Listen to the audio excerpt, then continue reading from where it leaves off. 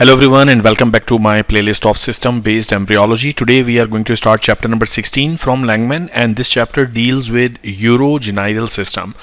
अच्छा फंक्शनली तो urinary system और genital system they are two separate systems obviously, लेकिन एम्ब्रियोलॉजिकली चूंकि they are very much interconnected और इनकी जो एम्ब्रियोजेनेसिस है वो काफ़ी साथ साथ हो रही होती है और काफ़ी सारे सिमिलर स्ट्रक्चर्स हैं जो एक साथ डेवलप करते हैं. Therefore this chapter is in a combined form. दोनों ऑर्गन सिस्टम्स की एम्ब्रियोलॉजी साथ ही बताइए, यूरिनरी सिस्टम की भी और जेनाइटल सिस्टम की भी. ठीक है. So functionally the urogenital system can be divided into two entirely different components, which is the urinary system and the genital system. However, embryologically and anatomically, they are intimately interwoven. यानी इनकी जो embryogenesis है वो काफ़ी इंटरलैपिंग होती है, overlapping होती है, एक साथ हो रही होती है. So both develop from a common mesodermal ridge which is known as the intermediate mesoderm, which is present along the posterior wall of the abdominal cavity, and initially the excretory ducts of both systems are actually common cavity में draining, which is the cloaca. So बात ये है कि अगर ये section हम देखें, ये डायग्राम अब आपने एम्ब्रियोलॉजी में कई दफ़ा देख ली क्योंकि मैं लैंगमैन के काफ़ी सारे चैप्टर्स ऑलरेडी करा भी चुका हूँ. So this bit is the beginning of the urogenital system and this bit is known as intermediate mesoderm. So basically जो आपका पूरा urogenital system है उसकी foundation start होती है from a mesodermal ridge which is close to the abdominal wall और ये ridge कहलाता है intermediate mesoderm. Okay? So ये इस तरह से ridge बनता है.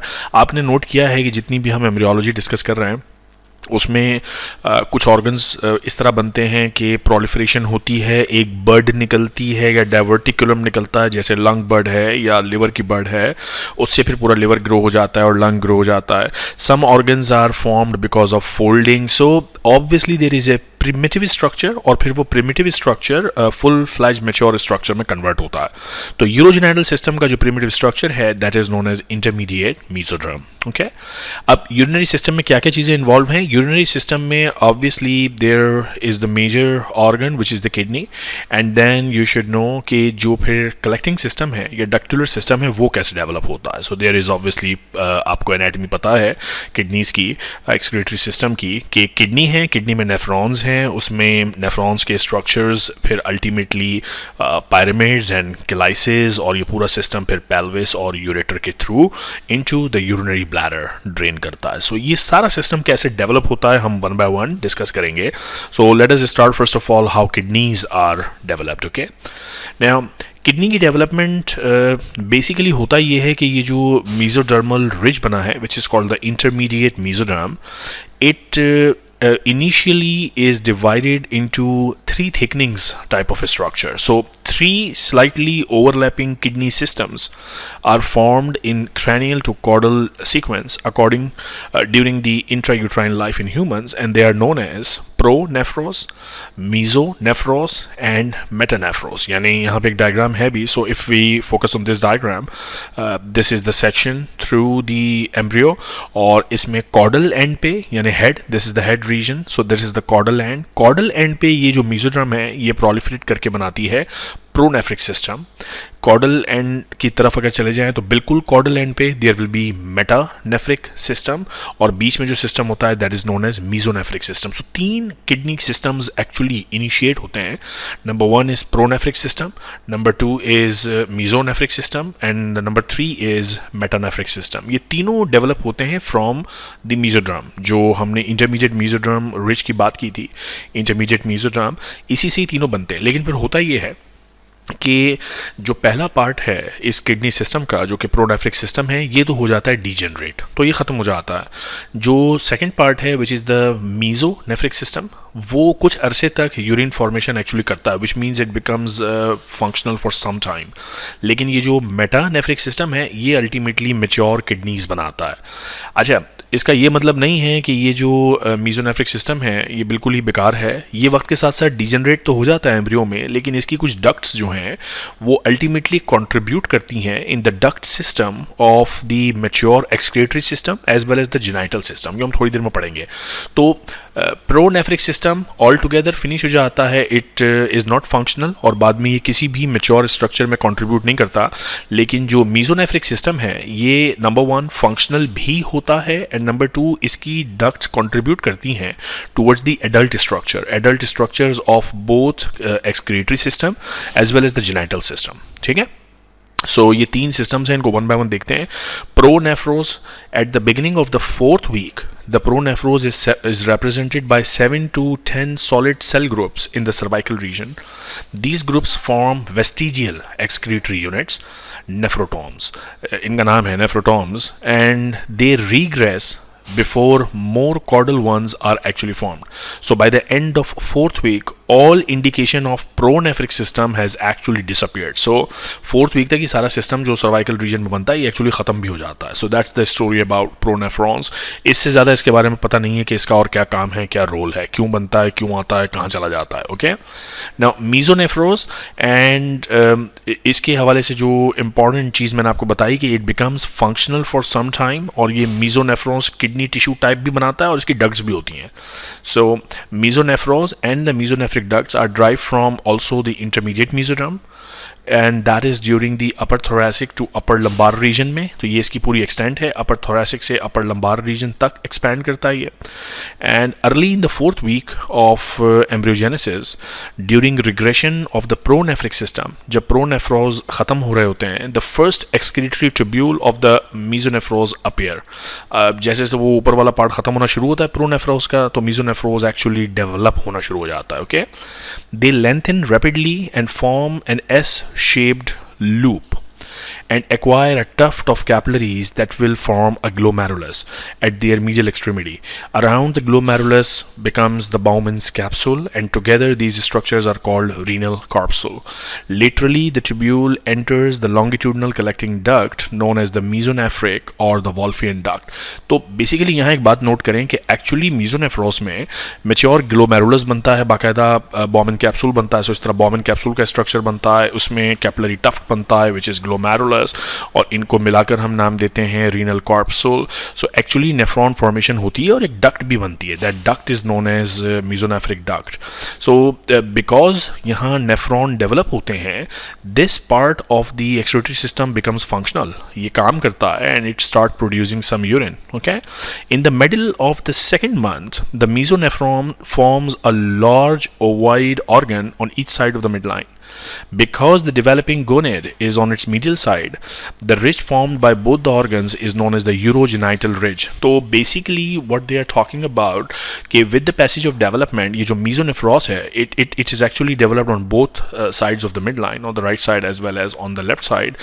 और यहाँ साथ साथ gonads भी develop हो रहे होते हैं, तो इसको मिलाकर ये नाम दिया जाता है. This is called urogenital ridge. Now while the caudal tubules are still differentiating, cranial tubules and glomeruli show degenerative changes, and by the end of second month the majority have disappeared. तो ये जो glomeruli और Bowman capsule ये सब बने थे, they start degeneration in the mesonephrons.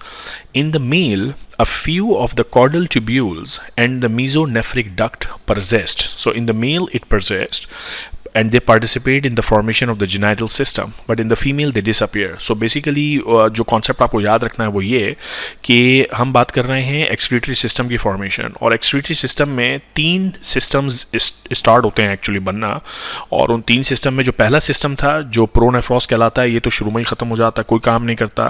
फिर ये जो दूसरा system है which is mesonephros, इसमें एक्चुअली glomeruli वगैरह बनते हैं but then they disappear, ये ख़त्म हो जाते हैं. बट जो mesonephric duct है वो परसिस्ट करती है और वो इनकॉर्पोरेट होती है इनटू मेल्स ओनली. फीमेल्स में ये mesonephric duct और ये लोअर डक्टुलर स्ट्रक्चर्स भी खत्म हो जाते हैं mesonephros के, लेकिन मेल्स में दे participate in formation of the male genital organs, जो हम पढ़ेंगे अभी थोड़ी देर में इसी चैप्टर में. तो ये स्टोरी थी जनाब प्रोनेफ्रोस की और mesonephros की. अब बात करते हैं लास्ट पार्ट जो एक्चुअली डेफिनेटिव किडनी बनाता है, दैट इज कॉल्ड मेटानेफ्रोस.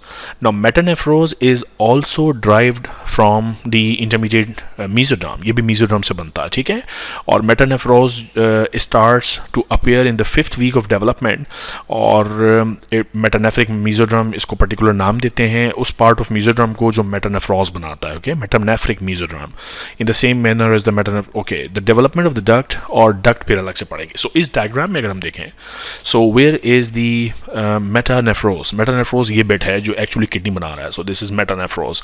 तो ये सारा भी mesoderm है, ये सारा भी भी मीजोडर्म है और ये सारा भी मीजोडर्म है। तो तीनों जो सिस्टम्स हैं, प्रोनेफ्रोज, मीजोनेफ्रोज और मेटानेफ्रोज, ये सब मीजोडर्म से बनते हैं। और जो मेटानेफ्रोज है ये एक्चुअली एडल्ट या मैच्योर किडनी फॉर्म करता है, ठीक है। सो दिस डेफिनेटिव किडनी जो बनती है वो मेटानेफ्रिक सिस्टम से बनती है। यहाँ तक बात सारी समझ में आ गई। अब बात करते हैं कुछ कलेक्टिंग सिस्टम की।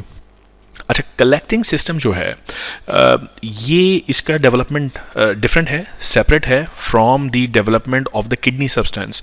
किडनी का जो सब्सटेंस है वो एक्चुअली मीजोडर्म से बनता है सारा, लेकिन जो कलेक्टिंग सिस्टम है वो बनता है from a structure which is known as ureteric bud. अच्छा, यूरेट्रिक बर्ड क्या बला है? It is an outgrowth of the mesonephric duct close to the entrance into the cloaca.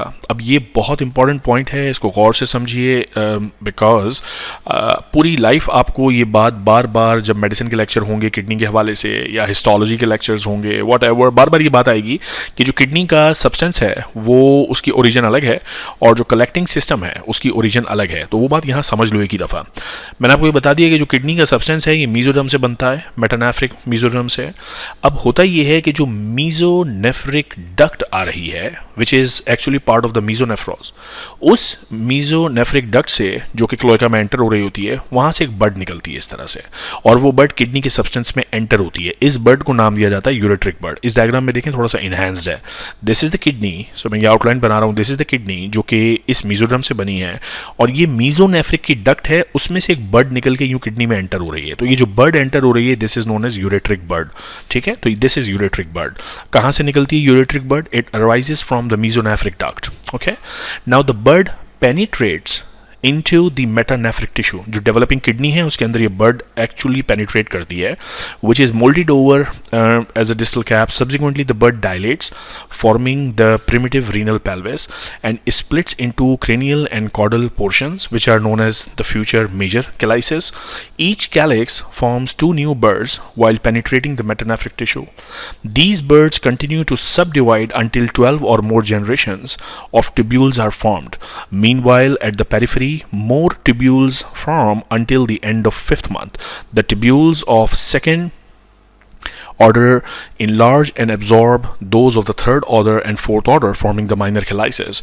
During further development, collecting tubules of 5th and 6th successive generation elongate considerably and converge on the minor calyce, forming the renal pyramid. Now the uretric bird gave rise to ureter, renal pelvis, major and minor calyces, and the collecting tubule. Now that is a very extremely highly important discussion जो मैंने अभी पढ़ा है। इस diagram पे मैं आपको बताता हूँ। सो this is the developing kidney, और ये है पेनिट्रेटिंग यूरेट्रिक बर्ड जो कि किडनी सब्सटेंस के अंदर पेनिट्रेट कर रही है। पहले ये डिवाइड होती है दो पार्ट्स में, caudal and cephalic, cephalic and caudal parts. फिर हर पार्ट से फर्दर डिविजन्स होती हैं, फर्दर डिविजन्स होती हैं, सक्सेसिव डिविजन्स, और ये डिविजन्स फिर आपस में मिलती जाती हैं। सो माइनर कैलाइसिस बनते हैं, पायरामिड्स बनते हैं, मेजर कैलाइसिस बनते हैं, और ये पेल्विस बनता है। सो बेसिकली ये जो यूरेट्रिक बर्ड जो कि एक्चुअली मीजोनेफ्रिक डक्ट से निकल रही है और किडनी सब्सटेंस में पेनिट्रेट कर रही है, ये पूरा कलेक्टिंग सिस्टम बना देती है किडनी के अंदर। और उस कलेक्टिंग सिस्टम में क्या क्या शामिल है? It involves renal pelvis, ureter, major and minor calyces, and the collecting tubules. Okay, so a beautiful system. This is the developing kidney जो कि बनी है किससे? From the mesoderm। और कौन सा mesoderm? Metanephric mesoderm, ठीक है। और ये जो collecting system इसमें penetrate कर रहा है वो कहाँ से आ रहा है? From the mesonephric duct. So that's a beautiful two-way origin of the kidney system. Okay, अच्छा, अब excretory system की थोड़ी बात करते हैं। Each newly formed collecting tubule is covered at its distal end by a metanephric tissue cap. Under the inductive influence of the tubule, ये भी समझाता हूँ, ज़रा पढ़ लूँ। Cells of the tissue cap form small vesicles called the renal vesicles, which in turn give rise to small S-shaped tubules. Capillaries grow into the pocket at one end of the S and differentiate into glomeruli. These tubules, together with their glomeruli, form the future nephrons or the excretory unit. The proximal end of each nephron is the Bowman's capsule, and then we have proximal convoluted tubule, loop of Henle, and distal convoluted tubule. अब ये बात जरा गौर से समझ लें, यहाँ पे diagram बड़ी अच्छी बताई हुई है. So let us have a look at this diagram. The yellow bit here is the collecting tubule. अब मुझे आप ये बताओ, ये collecting tubule actually किस चीज़ से बनी है? ये बनी है यूरेट्रिक बर्ड से. ये बात हम अभी थोड़ी देर पहले डिस्कस कर चुके हैं.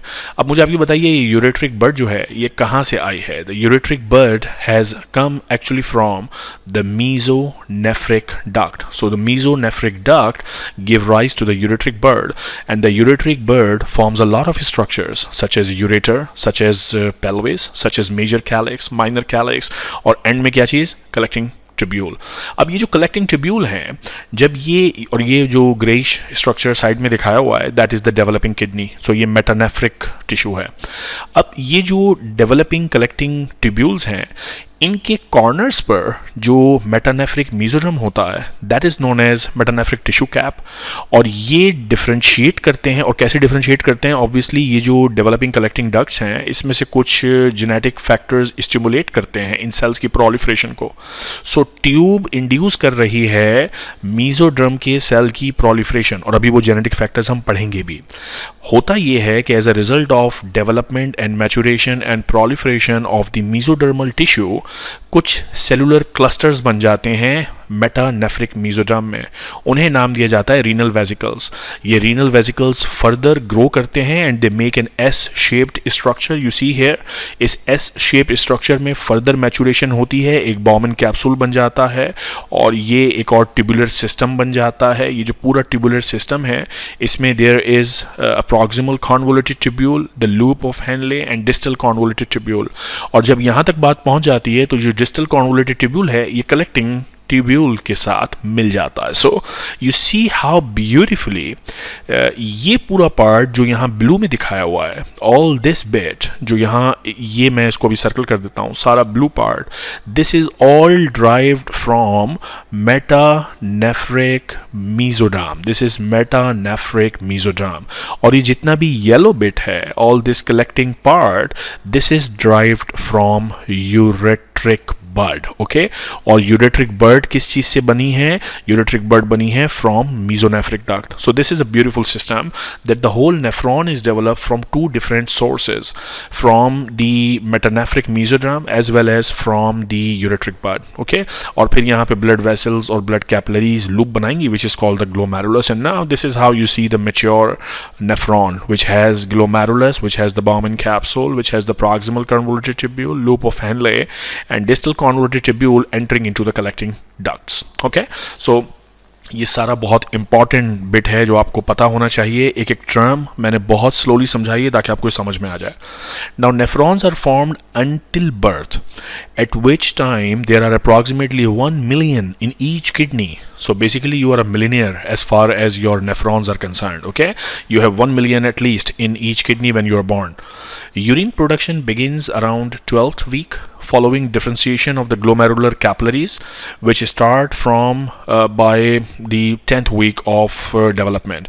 So 12th week पे basically urine production start हो जाती है, 10th week पे capillaries form होती हैं. At birth, kidneys have a lobulated appearance, but the lobulation disappear during infancy as a result of further growth of the nephrons, and there is no increase in their number. So number remains the same, but there is maturation. Okay, right? Okay, तो ये सारी बात देखो, बार बार video को रोक के ना अच्छे से समझ लो, because this is all very important. ठीक है, ये कॉन्सेप्ट अगर समझ में आएगा तो किडनी का सिस्टम, आगे पूरी फिजियोलॉजी, सारी इसकी मेडिसिन बड़ी इजीली समझ में आएगी. Embryology basically lays down the foundation for understanding anatomy, for understanding histology, for understanding medicine, even physiology. Okay, now like other organ systems, for some of the developmental pathways we know genetic factors जो इस वक्त पता हैं. So for example, there are some genetic markers which are known to be involved involved in molecular regulation of kidney development. As with most organ, differentiation of the kidney involves epithelial mesenchymal interactions. In this example, epithelium of the ureteric bud, ये जरा गौर से सुनिए, epithelium of the ureteric bud from the mesonephros interact with the mesenchyme of the, a beautiful statement. और ये मेरे उन students को समझ में आएगा जो शुरू से मेरा लेक्चर सुन रहे हैं, यहाँ बात क्या कर रहे हैं सुने। देखें, अगर आपने ढंग से पढ़ा है ना चीज़ों को तो आपको ये लिखी हुई चीज़ें समझ में आएंगी। अगर आपने ढंग से नहीं पढ़ा और समझा नहीं है तो यही पैराग्राफ आपको नींद की तरफ ले जाएंगे, आपको नींद आएगी, आपको बोरियत होगी, आपको बेजारी होगी। सो कह ये रहा है कि एपिथेलियम, सो हम बात कर रहे हैं एपिथेलियल मेसेनकाइमल ट्रांजिशन की या एपिथेलियल मेसेनकाइमल इंटरेक्शन की। तो एपिथेलियम कहाँ से आ रही है? कलेक्टिंग डक्ट की एपिथेलियम है। और मेसेनकाइम किस चीज़ की है? मेसेनकाइम है मेटानेफ्रिक मेसोडर्म की।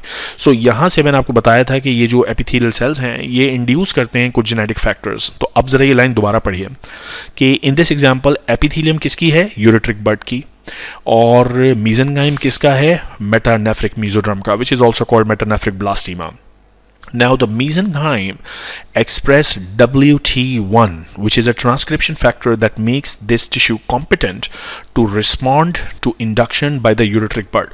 मैंने यहाँ एक बात आपसे की थी कि जैसे जैसे कलेक्टिंग सिस्टम की, कलेक्टिंग डक्ट्स की, कलेक्टिंग ट्यूब्यूल्स की ग्रोथ होती है तो आसपास का जो मेटानेफ्रिक मेसोडर्म है वो इंड्यूस होता है और उसमें रीनल वेसिकल्स बनते हैं, इस तरह से सेलुलर क्लस्टर्स बनते हैं। तो ये होता है under the influence of the developing collecting tubule. क्यों? क्योंकि इस मेसोड्रम में, मेटानेफ्रिक मेसोड्रम में there is expression of WT1 और ये WT1 makes the metanephric mesoderm capable of responding to the developing collecting tubule. इस जुमले को जरा रोक के दोबारा सुना मैंने क्या कहा, ठीक है? So WT1 कहाँ बनता है? In the metanephric mesoderm. This is where WT1 is formed या expressed. WT1 also regulates production of, this is very important, glial derived neutrophilic growth factor and hepatocyte growth factor HGF, or also known as the scatter factor, by the mesenchyme. And these proteins stimulate branching and growth of the ureteric bud. तो अभी हम ये बात कर रहे थे कि ये जो डिवाइडिंग कलेक्टिंग ट्यूब्यूल है ये इंड्यूस करता है ग्रोथ ऑफ मेसेनकाइमल सेल्स। लेकिन मेसेनकाइमल सेल्स में भी कुछ चीज़ें ऐसी बनती हैं जो इस कलेक्टिंग ट्यूब्यूल की ग्रोथ को हेल्प करती हैं, और वो चीज़ें क्या हैं? वो चीज़ें हैं glial derived neurotrophic growth factor and hepatocyte growth factor. So WT1, GDNF as well as HGF ये सब मेसेनकाइम में प्रोड्यूस हो रहे हैं, इन सबके अपने अलग अलग काम है। Okay, the tyrosine kinase receptor RET for GDNF and MET for HGF are synthesized by the epithelium of the ureteric buds. अब ये कॉन्सेप्ट इस तरह से है कि अगर यहाँ से कोई फैक्टर प्रोड्यूस होता, इस जगह पे कोई फैक्टर बनता है मेसेनकाइम में, तो वो ऑब्वियसली यहाँ किसी ना किसी रिसेप्टर पर अटैच होगा। मैंने आपको दो फैक्टर्स के नाम बताए जो मेसेनकाइम में बन रहे हैं। एक फैक्टर मैंने आपको बताया GDNF1, तो मेसेनकाइम में बनेगा GDNF। तो ये एपिथेलियम में जिस रिसेप्टर पे जाके कनेक्ट होगा उस रिसेप्टर का नाम है RET। So RET is a receptor for GDNF1. GDNF कहाँ बनता है? In the mesenchyme. RET कहाँ पर होता है receptor? In the epithelium. So it goes and sit down something like this कि ये GDNF आएगा और इस receptor पर bind होगा जिसका नाम है RET, और ये bind होते ही क्या करेगा? ये epithelial cells को, collecting tubule को कहेगा भाई further divide हो जाओ। बिल्कुल इसी तरह दूसरा जो फैक्टर है जिसका नाम HGF है, हेपेटोसाइट ग्रोथ फैक्टर, उसका रिसेप्टर कहलाता है MET। HGF कहाँ बनेगा? इन दी मेसेनकाइम। MET कहाँ होगा receptor? On the collecting tubules. ठीक हो गई ये बात? नाउ इन टर्न इस पूरे इंटरेक्शन का रिजल्ट क्या रहता है कि the birds induce the mesenchyme and the mesenchyme actually induce the birds. ठीक है, via fibroblast growth factors and bone morphogenetic protein number 7, BMP7. Both of these growth factors block apoptosis and stimulate proliferation of the metanephric mesenchyme, and this is what we want. We want to have more and more nephrons, और ज़्यादा से ज़्यादा nephron तब बनेंगे जब ज़्यादा से ज़्यादा proliferation होगी, तो एपोप्टोसिस को ब्लॉक करना पड़ेगा, वो जिम्मेदारी लेते हैं ये दो markers. Okay, while maintaining the production of WT1 initially जो प्रोड्यूस हुआ था मेटानेफ्रिक मीजेनकाइम में, while maintaining the production of WT1 ये सारे काम हो रहे होते हैं. सो ज़्यादा से ज़्यादा WT1 बन रहा होता है, और इस डायग्राम में इन्होंने यहाँ एक्सप्लेन करने की कोशिश भी की है कि this is the collecting tubule जो यूरेट्रिक बड से आया है. All this bit grey bit is the metanephric mesenchyme. So इस मेटानेफ्रिक मीजेनकाइम में what they are producing, these cells are producing WT1. As a result of WT1, the mesenchyme is also producing GDNF and HGF, which has receptors on the epithelial collecting tubule. Okay, and then there are also FGF2 and BMP7 जो proliferation करवाते हैं metanephric mesenchyme की. तो as a result होता ये कि जो सारा मेटानेफ्रिक mesenchyme है ये ज़्यादा से ज़्यादा नेफ्रॉन बनाता है. Now conversion of mesenchyme to an epithelial of nephron formation is also mediated by ureteric buds through expression of Wnt9b and Wnt6. अब तक हम जितने फैक्टर्स की बात कर रहे थे वो सब प्रोड्यूस हो रहे थे इन दी मेटानेफ्रिक मेसोड्राम, लेकिन अब हम जिन फैक्टर्स की बात कर रहे हैं they are produce in the collecting tubule, and these factors are Wnt9b and Wnt6. Okay, which upregulate PAX2 and Wnt4 in the metanephric mesenchyme. So this is all like this. You see, this is all interactive. Interactive का मतलब ये है कि वो factors जो metanephric mesenchyme में बन रहे हैं वो यहाँ epithelium of collecting tubule में attach होके इनकी proliferation भी कराते हैं, अपनी proliferation भी कराते हैं. फिर वो factors जो collecting tubule में बन रहे हैं वो induce करते हैं proliferation of metanephric mesoderm. तो ये इसको कहता है भाई तू भी ग्रो कर, ये इसको कहता है भाई तू भी ग्रो कर, दोनों ग्रो करेंगे तो ज़्यादा से ज़्यादा नेफ्रॉन बनेंगे. ठीक है ना. Now PAX2 promotes condensation of mesenchyme preparatory to tubule formation, whereas Wnt4 causes condensed mesenchyme to epithelize and form tubules. तो जो ये वाली डायग्राम हमने की थी जिसमें S-shaped tubules बन गई थी, ये सारा is under the control of these two lovely proteins. Okay, now because of these interactions, modifications in the extracellular matrix also occur. Thus fibronectin, collagen 1, collagen 3 are replaced with laminin, type 4 collagen, characteristic of an epithelial basal lamina. So basically not only the cells are proliferating, but there are also changes in the extracellular matrix. In addition, the cell adhesion molecules syndicaine and E-cadherin, which are essential for condensation of mesenchyme into epithelium, are also synthesized. So beautifully this is being controlled. एक बात मैं आपको बता दूं, मैं हमेशा embryology के lectures में ही बताता हूं कि हमें अब तक भी फुल एम्ब्रियोलॉजिकल जो कैस्केड्स हैं उसकी जो किस तरह से बनता है, कौन सी जीन है, वो अभी तक हमारी 100% अंडरस्टैंडिंग डेवलप नहीं हुई है. बट इट्स गुड कि बहुत सारे जेनेटिक मीडिएटर्स हमको एटलीस्ट अब पता हैं. पहले तो ये भी नहीं पता थे, बिल्कुल भी नहीं पता थे. Okay, so that's beautifully explained concept of how renal system is developing. collecting tubule की अलग development है और नेफ्रॉन के बाकी के पार्ट की अलग development है, and how they are regulated at the molecular level. अब कुछ बात करते हैं important clinical stuff की, क्योंकि किडनी की development के साथ there are very important clinical scenarios associated. For example, there is a terminology called the Wilms tumor. It is a cancer of the kidney that usually affect the children by the age of 5 years, but it is usually present as part of a larger syndrome, which is usually known as the Vagina syndrome. Okay, जिसमें Wilms tumor is one of the anomaly. Then there is N-iridia, जिसमें iris नहीं बनता, Gonadoblastoma, and also mental retardation, and that usually happens because of mutation in the WT1 gene, which is on chromosome number 11. Now, you know what is the importance of WT1 gene. I told you, यहाँ पे पहली gene जिसका हमने जिक्र किया था that was WT1. So WT1 is the primary gene which starts the process of differentiation of nephrons actually. So अगर WT1 में mutation है, that is a problem and that may lead to cancer of the kidney. Okay, alright, आगे बात करते हैं. The constellation of defects is due to microdeletion on chromosome 11, जहाँ पे WT1 gene होती है. That includes both PAX6 as well as W1 gene, only 700. They are very closely related genes. PEX6 and WT1 are in the genome. They are very very close by 700 kb. ऐसे है कि जैसे मेरा घर है, आपके घर से अगर 1 किलोमीटर अपार्ट है, तो जीनोम की वर्ल्ड में हम इस तरह बात करते हैं कि एक जीन दूसरी जीन से कितना दूर है. It is about 700 kilo bases apart. Okay. Similarly, there is another syndrome which is called Dennis-Drash syndrome. It consists of renal failure, ambiguous genitalia and Wilms tumor. So Wilms tumor की दो associations मैंने आपको बताई हैं. Wilms tumor की एक association है Vagar syndrome and Wilms tumor की दूसरी association है Dennis-Drash syndrome. दोनों पता होनी चाहिए. Okay. Then there is a terminology called renal dysplasia और agenesis. देखो पूरी एम्ब्रियोलॉजी में ये जनरल प्रिंसिपल है कि जो भी ऑर्गन बनना है, अगर वो नॉर्मली नहीं बनेगा तो एक प्रॉब्लम ये हो सकता है कि वो बने ही ना, एजेनेसिस हो. सो किडनी में भी ऐसा ही है कि किडनी में हैव डिस्प्लेसिया, यानी एबनॉर्मल डेवलपमेंट होगी, या बिल्कुल एजेनेसिस हो, किडनी बनेगी नहीं. Okay, which is actually very life threatening. और जब किडनी बनेगी नहीं तो the baby will require dialysis from a very very young age. Okay. Then there is a terminology, multicystic dysplastic kidney is one example of this group of abnormalities in which numerous ducts are surrounded by undifferentiated cells. Nephrons fail to develop and ureteric buds fail to branch, so the collecting duct system never forms. In some cases, these defects cause involution of kidney or the renal agenesis. तो जो सारा अभी हमने यहाँ पे हिसाब किताब पढ़ा था कि किस तरह से कलेक्टिंग ट्यूब्यूल इंड्यूस करते हैं मेटानेफ्रिक सिस्टम को, वो होता ही नहीं है. जब वो होता ही नहीं है तो नेफ्रॉन ही नहीं बनते, नेफ्रॉन नहीं बनते, कलेक्टिंग सिस्टम नहीं बनता, सो रीनल एजेनेसिस हो जाती है. Okay. Normally during the interaction, यानी ये जो पूरा interaction between what, interaction between the collecting tubule and the metanephric mesoderm, GDNF produced by the metanephric mesoderm produces branching and growth of the ureteric bud. Thus, mutation in GDNF can lead to agenesis. GDNF नहीं होगा तो branching of collecting tubule नहीं होगा. Okay.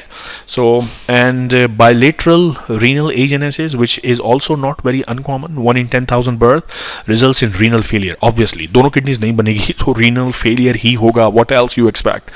Now, the baby is present with Potter sequence, Potter syndrome. What happens? There is inuria, कोई urine नहीं बन रहा. Oligohydramnios, अगर यूरिन नहीं बन रहा तो amniotic fluid डिक्रीज होगा. Oligohydramnios, जिसकी वजह से there will be hypoplastic lungs and pressure effects on the body. Okay, in 85% of the cases, other severe defects, including absence or abnormalities in the vagina or the uterus and the vas deferens also occur. चूंकि urogenital system एक साथ develop होता है तो अक्सर cases में जिनमें urinary system embryologically affected है, उनमें genital system भी affected होता है. Okay. Now, this is another term, another clinical correlate, congenital polycystic kidney disease.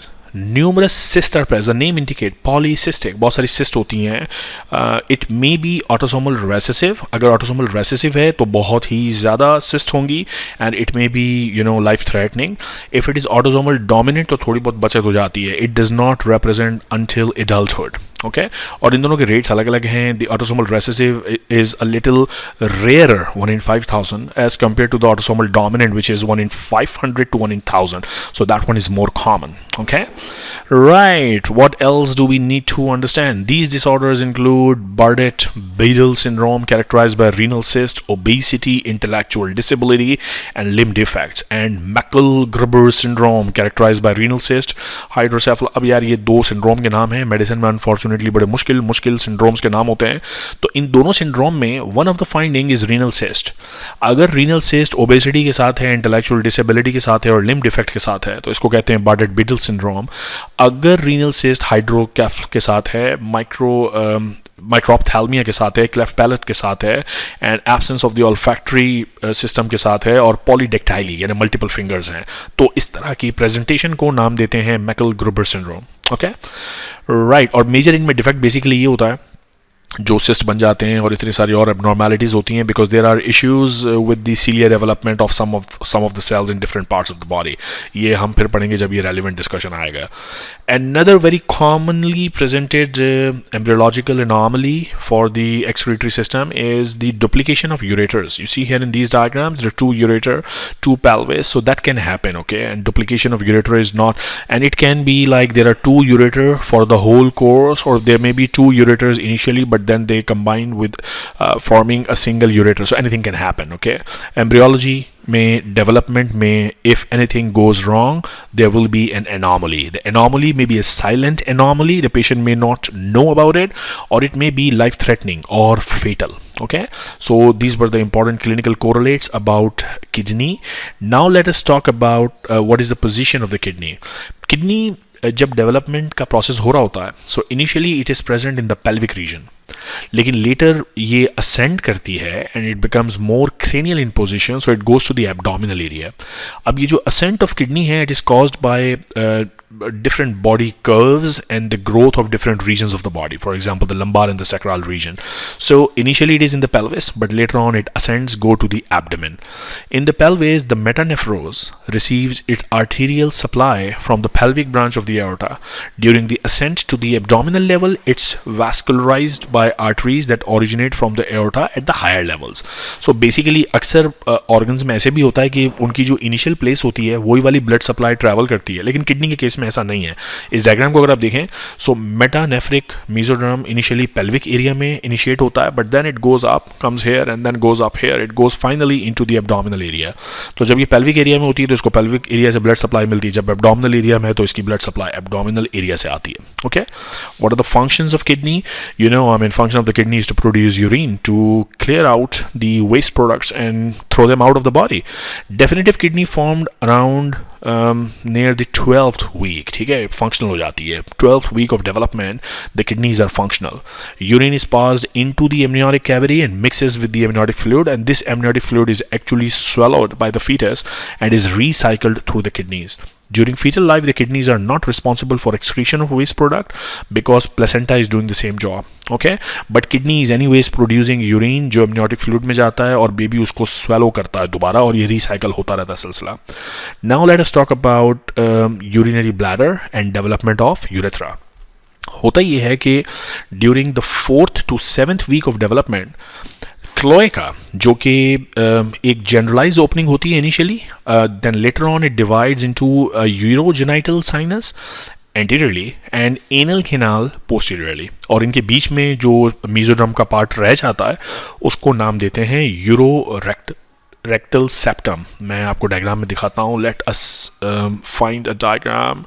Okay, so this diagram for example is good enough to explain this concept. So if we look here, this is the cloaca, or cloaca with the passage of development is, see here, dividing into an anterior part which is the urogenital sinus, and this is the posterior part which is the anal canal. So this bit becomes the anal canal of the future, and this bit is actually the urogenital sinus, जिसमें से urinary system भी develop होगा और genital system भी develop होगा. Okay, और इनके बीच में anal canal वाला रीजन और यूरोजेनाइटल वाला रीजन, उसके बीच में ये जो मेसोड्रम है, this mesoderm is known as the urorectal septum. Okay, और यूरोरेक्टल सेप्टम के टिप पर यहाँ, so this is the urorectal septum, let me rub this again and show this again. So this is the urorectal septum, और उसके tip पे ये जो structure है, this becomes the perineal body, ठीक है, जहाँ पे सारे पेरिनियल मसल्स आकर के अटैच होते हैं.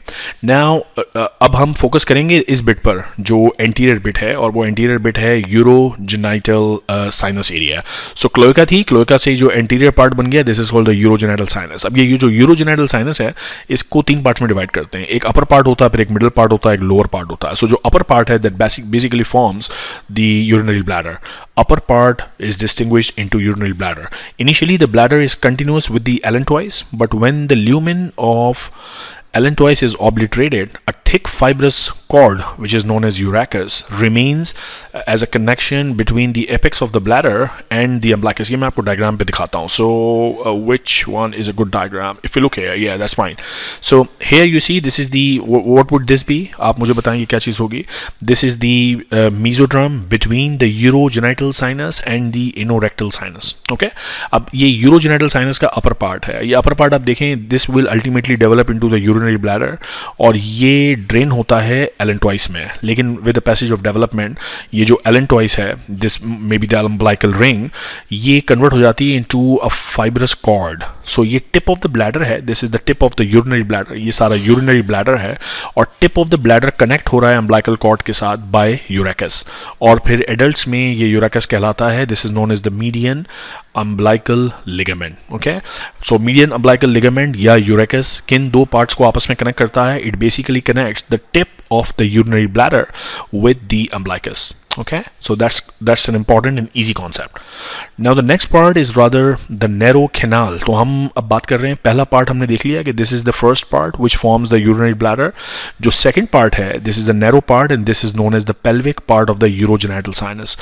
सो ये जो पेल्विक पार्ट है, it gives rise to urethra. Urethra के कौन कौन से part? Prostatic part and membranous part. So first part of the urogenital sinus giving rise to urinary bladder, second part of the urogenital sinus giving rise to prostatic and membranous urethra there. Okay, फिर third part है जो कि यहाँ फेलस के साथ मौजूद होता है. Phallus is an outgrowth which will ultimately obviously develop into genital structure. तो ये जो तीसरा पार्ट है यूरोजेनाइटल साइनस का, इस तीसरे पार्ट को कहते हैं phallic portion. ठीक है, तो phallic portion is the last part and this phallic portion is flattened from side to side, and as the genital tubercle, which is the phallus, grows, this part it's pulled ventrally and it also incorporates itself into formation of urethra, okay, and other genital structures. Now during differentiation of the cloaca, the caudal portion of the mesonephric ducts are absorbed into the wall of the urinary bladder. अब ये बात हमने पहले भी discuss की थी कि जो मीजोनेफ्रिक डक्ट है वो क्लोएका में ओपन होती है. ये रही मीजोनेफ्रिक डक्ट, दिस ब्लू बेट, और ये रहा क्लोएका. तो ये क्लोएका में ओपन हो रही है ना. सो जैसे जैसे डेवलपमेंट होती है, व्हाट हैपेंस कि जो मीजोनेफ्रिक डक्ट है वो यूरिनरी ब्लैडर जो बन रहा होता है उसकी वॉल में एब्जॉर्ब हो जाती है. Consequently the ureters initially outgrowth from the mesonephric duct enter the bladder separately. So point ये है कि mesonephric duct और ब्लैडर में एंटर होने वाला यूरेटर, ये दोनों अलग अलग ओपनिंग के जरिए ब्लैडर में एंटर हो रहे हैं basically. So if you look at this diagram, you see here this bit is the growing urinary bladder, और यूरेट्रिक बर्ड जो कि एक्चुअली निकली मीजोनेफ्रिक डक्ट से ही है, वो अलग एंटर हो रही है ब्लैडर के अंदर ऑन बोथ द साइड्स, और खुद जो मीजोनेफ्रिक डक्ट है वो अलग एंटर हो रही है, वो एक्चुअली एब्जॉर्ब हो जाती है in the wall of the posterior wall of the urinary bladder. और लेटर ऑन जो remains of the mesonephric duct हैं, they form ejaculatory duct, so they become part of the genital system. Okay, as a result of the ascent of kidney, the orifice of the ureter moves further cranially, and those of the mesonephric duct moves closer to ejaculatory ducts में ultimately convert हो जाएंगे. So the bottom line is कि दो tubes अलग अलग enter होती हैं in the urinary bladder. One is the ureteric bird जो यूरेटर बनाएगी, and the other one is the mesonephric duct. Mesonephric duct will ultimately be converted into ejaculatory duct, which are associated with the reproductive system, जो अभी पढ़ेंगे थोड़ी देर में हम. और चूंकि मूवमेंट हो रही होती है, किडनीज ऊपर मूव करती हैं, so there is an area between these two ducts. So ये देखें, ये येलो यहाँ पे यूरेटर है, यहाँ पे यूरेटर है, और ये हैं दोनों point of entry for the mesonephric duct. तो इसके बीच में ये एक एरिया बन जाता है which is the trigonal area, जो स्टार्ट में मीजोडर्म से बनता है लेकिन लेटर ऑन एंडोडर्म में कन्वर्ट हो जाता है. Okay, that is called the trigon. So trigon is the area which is generated because of the movement of these two ducts. तो इन दोनों डक्ट्स की एंट्री के बीच का जो एरिया है, that is known as the trigone of the urinary bladder. Okay, now epithelium of the urethra in both gender originates from the endoderm, the surrounding connective tissue from the mesoderm. So that's a simple thing to understand. At the end of the third month, epithelium of the prostatic urethra begin to proliferate and form a number of outgrowths that penetrate the surrounding mesenchyme. In the male, these buds form the prostate gland. In the females, they form the urethral and the paraurethral gland. So that's again a simple thing. जो prostatic urethra है वो grow करती है as an outpackaging और intermediate आसपास जितना भी mesenchyme है उसको इंड्यूस करती है. If it's a male, it will be induced into prostate gland. If it's a female, paraurethral glands will be formed. Okay. अच्छा, अब कुछ क्लिनिकल कोरिलेट्स देख लेते हैं. This is not very uncommon, abnormal location of the kidney. So kidneys का ascent जो है, अगर वो एबनॉर्मल होगा then these will be the pelvic kidney. Sometimes the kidneys of both side, right and left, वो लोअर पोल से आपस में ज्वाइंट हो जाती हैं. This is called horseshoe kidney. And sometimes there are accessory renal artery. So these are all very common. So here you see, for example, this is the right side, this is the left side, and the right kidney is in the pelvic region. So this is called a pelvic kidney.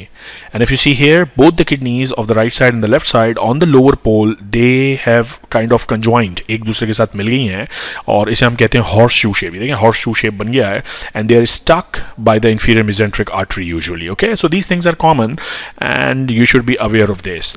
Another clinically important stuff is bladder defects. When lumen of the intraembryonic portion of the allantois persist, it is called a urachal fistula, may cause urine to drain from the umbilicus. तो ये बात अभी हमने थोड़ी देर पहले यहाँ discuss की भी थी कि यूरेकस बन जाता है और ये यूजुअली कनेक्शन डिस्कनेक्ट हो जाता है. So this is urinary bladder, जिसमें यूरिन आएगा और यहाँ पे फाइब्रस टिश्यू आ गया तो यूरिन यहाँ से आगे नहीं जाएगा, but sometimes it remain persist और यहाँ पे फिस्टुला बन जाता है तो यूरिन एक्चुअली अम्बिलिकस से बाहर निकलता है. So that is something which we have seen in the clinics quite a lot. Okay, then urachal cyst and urachal sinus, अगर उसमें स्वेलिंग है तो also sinus. Now exstrophy of the bladder is a ventral body wall defect in which the bladder mucosa is exposed. So anterior body wall का defect है जिसमें bladder actually expose होगा. ये बिल्कुल वैसे ही जैसे गैस्ट्रोशाइसिस हमने पढ़ा था जिसमें एंटीरियर एब्डोमिनल वॉल का डिफेक्ट था, तो जो एब्डोमिनल कंटेंट्स थे वो एक्सपोज हो गए थे. ठीक है. Now epispadias is a constant feature of exstrophy of the bladder, which means कि जो यूरेथ्रा है वो भी स्किन पे ओपन होता है, and the open urinary tract leads to infections and all those complications. Okay, now this is 2 per 10,000 live births. Exostrophy of cloaca is a more severe ventral body wall defect in which progression and closure of the lateral body folds are disrupted to a greater degree than is observed in the bladder. So this, अगर cloaca की exostrophy है यानी anterior body wall की covering नहीं है, that's more serious than the exostrophy of the bladder. Okay, so if you look at this diagram, for example, here they are trying to tell you urachal fistula, a urachal cyst. So try to identify. This is urinary bladder. Okay, this is urinary bladder and this is umbilicus. If things start coming out from here and go out from umbilicus, this is what is urachal fistula. लेकिन अगर bladder और umbilicus के बीच में there is a fibrous cord here, there is a fibrous cord here, but here there is a dilatation, so this is called urachal cyst. And then there can be another variant which is called urachal sinus, where this is the bladder, there is a fibrous cord, and then there is a connection with the exterior. इन तीनों में difference ये होगा कि urine will drain only in the urachal fistula, not in this condition which is called urachal cyst, not in this condition which is called urachal sinus, क्योंकि यहाँ पे fibrous band आ गया तो यूरिन यहाँ से नहीं निकलेगी. इसी तरह यहाँ पे भी fibrous band आ गया तो यहाँ से भी यूरिन निकलेगी नहीं. Okay. In this diagram you can see exostrophy of bladder, how the bladder is exposed, and the exostrophy of colon. This is more serious, more life-threatening. Now this completes actually the discussion on the urinary system development. We discussed how the kidneys are evolved, we discussed how the duct system is evolved, what is the interaction. अब हम बात करते हैं इस chapter में अगले stuff की, which is the development of genital system. अच्छा, genital system की देखें पहली लाइन ही क्या लिखी है. They say कि sex differentiation is a complex process that involves many genes including some that are autosomal. Now पहली लाइन में आपको डरा रहे हैं basically it's a complex process, and it actually is. जो जेनाइटल सिस्टम की डेवलपमेंट है इसका एक तो मेजर प्रॉब्लम ये है कि by and large it is not known कि जो बहुत सारे प्रोसेसेस हो रहे हैं वो कैसे हो रहे हैं. उसके लिए इंड्यूसिंग फैक्टर क्या है अभी हम पढ़ेंगे. Development of testis, development of ovary, फिर डिफरेंट कैनाल सिस्टम. सो प्रोसेसेस ग्रॉसली हमें पता है कि इस तरह से ये ट्यूब बनती है, इस तरह से टेस्टिस डेवलप होती है, इस तरह से ओवरी डेवलप होती है, लेकिन एग्जैक्टली मोलेकुलर लेवल पे जैसे बाकी ऑर्गन्स के लिए बहुत सारी बातें नहीं पता. यहाँ भी हमारी अंडरस्टैंडिंग कोई बहुत ज़्यादा अच्छी नहीं है. But anyways we will focus on those things जो हमें पता है, रादर देन सेइंग कि हमें क्या क्या नहीं पता. हम ये जानने की कोशिश करते हैं आपके एग्जाम के पर्पसेस के लिए कि what we already know. Okay, अब जो सेक्सुअल डायमॉर्फिज्म है जिसका मतलब ये है कि जो ज़ाइगोट बना है और जो डेवलपिंग एम्ब्रियो है, either it has a chance to go and develop into a male structure और अ फीमेल स्ट्रक्चर. इसे हम कहते हैं जेंडर डायमॉर्फिज्म या सेक्सुअल डायमॉर्फिज्म, कि या मेल बनेगा या फीमेल बनेगा. दैट इज़ बेसिकली कंट्रोल्ड या it is dependent primarily on Y chromosome. Y chromosome contains testis determining gene which is also known as SRY, sex determining का S, region on Y. So sex determining region on Y chromosome is the primary control mechanism for the development of different gender. अभी हम पढ़ेंगे इसके बारे में further detail से. And this SRY is present on short arm chromosome Y. Okay, Y is for the sex chromosome, P is the short arm, and this is the locus. Now the protein product of this gene SRY is a transcription factor initiating a cascade of downstream genes that determine the fate of the rudimentary sexual organs. The SRY protein is the testis determining factor. Under its influence, male development occurs, and in the absence, female development occurs. So that's pretty simple to read these lines. Okay, it's all because of the Y chromosome, because Y chromosome has a gene which is called SRY, which produces a product which is called testis determining factor.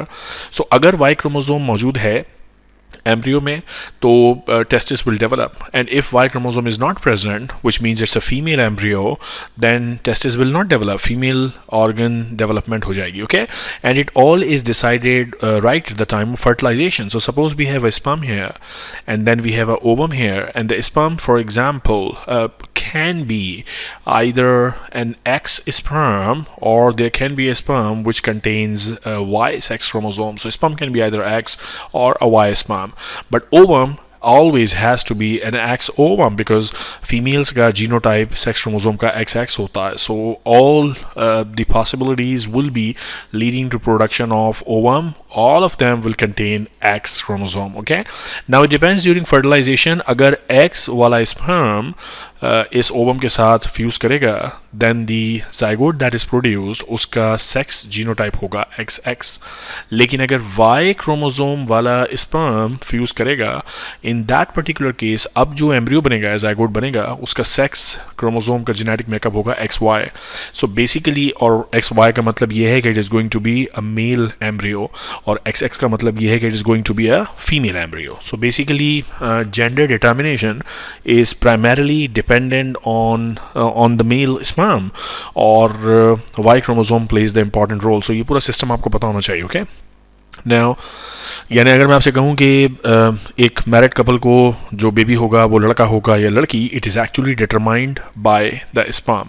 In some socio economic, some socio cultural reasons के अंदर it is a myth कि if only female babies are born, then actually the mother is kind of, blamed, unfortunately responsible for this, as if this is some crime or something, because they want a male baby. So that's very unfortunate in those parts of the world जहाँ ये चीज़ अभी भी culture का हिस्सा है और socio economic practices का हिस्सा है. तो एक्चुअली मैं जब भी लेक्चर्स देता हूँ या ऐसे पार्ट पे अवेयरनेस प्रोग्राम्स के लिए जाता हूँ, तो वहाँ एक्चुअली बताता हूँ कि it's not the mom dude, it's the sperm which is actually determining कि लड़का होना है या लड़की. So that's an important concept for you to understand, ताकि आप इसकी एडवोकेसी कर सकें कि नंबर 1 ये जो जेंडर बायस है ये ख़त्म होना चाहिए. Number 2 it's not the mother who unfortunately बहुत सारे पार्ट्स ऑफ द वर्ल्ड में फिर उसके साथ बहुत सारे कॉन्सिक्वेंसेस होते हैं इस चीज़ के. This is very unfortunate but the ground reality. Okay, now let's talk about gonads किस तरह से डेवलप होते हैं. Although sex of the embryo is determined genetically at the time of fertilization, मैंने अभी आपको ये जो सारा प्रोसेस बताया कि fertilization के वक्त पता चल जाता है कि it is going to be a female makeup और a male makeup. Okay, लेकिन जो gonads हैं, they do not acquire male or female morphological characteristics until the 7th week of development. So actually जो gonadal morphology है, that is developed later during development, around 6th-7th week. Okay, now gonads appear initially as a pair of longitudinal ridges. अब देखेंगे बिल्कुल दो हम दूसरे organs में जिस तरह एम्ब्रियोलॉजी डिस्कस कर रहे हैं, अभी हमने यूरोजेनाइटल रिज की बात की थी. सो इसी तरह रिज बनता है, that is called the genital और the gonadal ridge, and they are formed by proliferation of the epithelium and a condensation of the underlying mesenchyme. So it's an interaction between epithelial cells and the mesenchymal cells. और ये जो gonadal ridge है, इसको एक नज़र देख भी लेते हैं डायग्राम में. So if you look here, for example, now you are familiar with different parts of this embryo. This yellow bit is the developing gut, you know this already. This blue bit is the mesonephros. Mesonephros आपको पता है क्या चीज़ है, it's part of the kidney formulation. ऊपर pronephros होगा, फिर mesonephros, and में यहाँ metanephros. So mesonephros के साथ यहाँ अगर आप देखें, so there is a gonadal ridge which is being developed. Okay, so the gonadal ridge ये इस एंगल पे दिखाया है और फिर ये एक दूसरे प्लेन पे दिखा रहे हैं कि this is the aorta and this is the developing kidney के पार्ट्स आप देख रहे हैं, नेफ्रॉन बन रहा है, Bowman capsule and excretory tubule, तो यहाँ पर ये रिज नजर आ रहा है, दैट्स अ डिफरेंट एंगल, इसको टिल्ट करके कट करके देख रहे हैं, सो that's the genital ridge. So genital ridge is formed और फिर उस जेनाइटल रिज में हम देखेंगे किस तरह से प्रिमोडियल जर्म सेल्स आते हैं। So germ cells do not appear in the genital ridges until the 6th week of development. So that's an important point कि initially जो genital ridge बनता है that is purely a mixture of epithelial cells induced mesenchymal cells. इसमें कोई germ cells नहीं है। So germ cells से basically हमारा मतलब ये है कि इस genital ridge में capability to produce sperm and capability to produce ovum नहीं है, क्योंकि sperm और ovum का production किसका काम है? It is a job of the germ cells. So there are no germ cells. लेकिन later on होता क्या है? होता यह है कि primordial germ cells originate in the epiblast. Now if you want to understand what is epiblast, go watch my videos in the general embryology section. Okay, so epiblast mein there are cells which migrate through the primitive streak, and by the 3rd week they reside among the endoderm cells in the yolk sac close to the allantois, and during the 4th week these cells migrate by actually amoeboid movement along the dorsal mesentery of the hindgut, and they arrive at the primitive gonads at the beginning of 5th week. So ये InvIT करते हैं genital ridges में रफली around 5th week. Okay, अब ये ज़रा important concept है, आप देखें ज़रा। सो ये बाकायदा there is a migration of these cells. ये जो प्रिमोडियल या प्रिमिटिव जर्म सेल्स हैं ये एपीब्लास्ट से माइग्रेट करके, so there is migration, literally amoeboid movement होती है और ये मुख्तलिफ जगहों से होते हुए they ultimately reach the genital ridge. अब ये जेनाइटल रिज तक अगर न पहुँचें तो बड़ा एक इंपॉर्टेंट फेलियर हो जाएगा, because if they fail to reach the genital ridges the gonads will never develop. जिसका मतलब ये हुआ कि ये जो प्रीमोटियर जर्म सेल्स जो एपीब्लास्ट से ट्रैवल करके न्यूरल क्रेस्ट सेल्स और ये सब होते होते यहाँ पहुँचते हैं अल्टीमेटली जेनाइटल रिज तक, इनके पहुँचने से इंडक्शन होती है for the formation of gonads, यानी ओवरी और टेस्टिस तभी बनेंगे जब ये प्रीमोडियल जर्म सेल्स इन जेनाइटल रिजेस तक पहुंचेंगे। So this migration is very very important.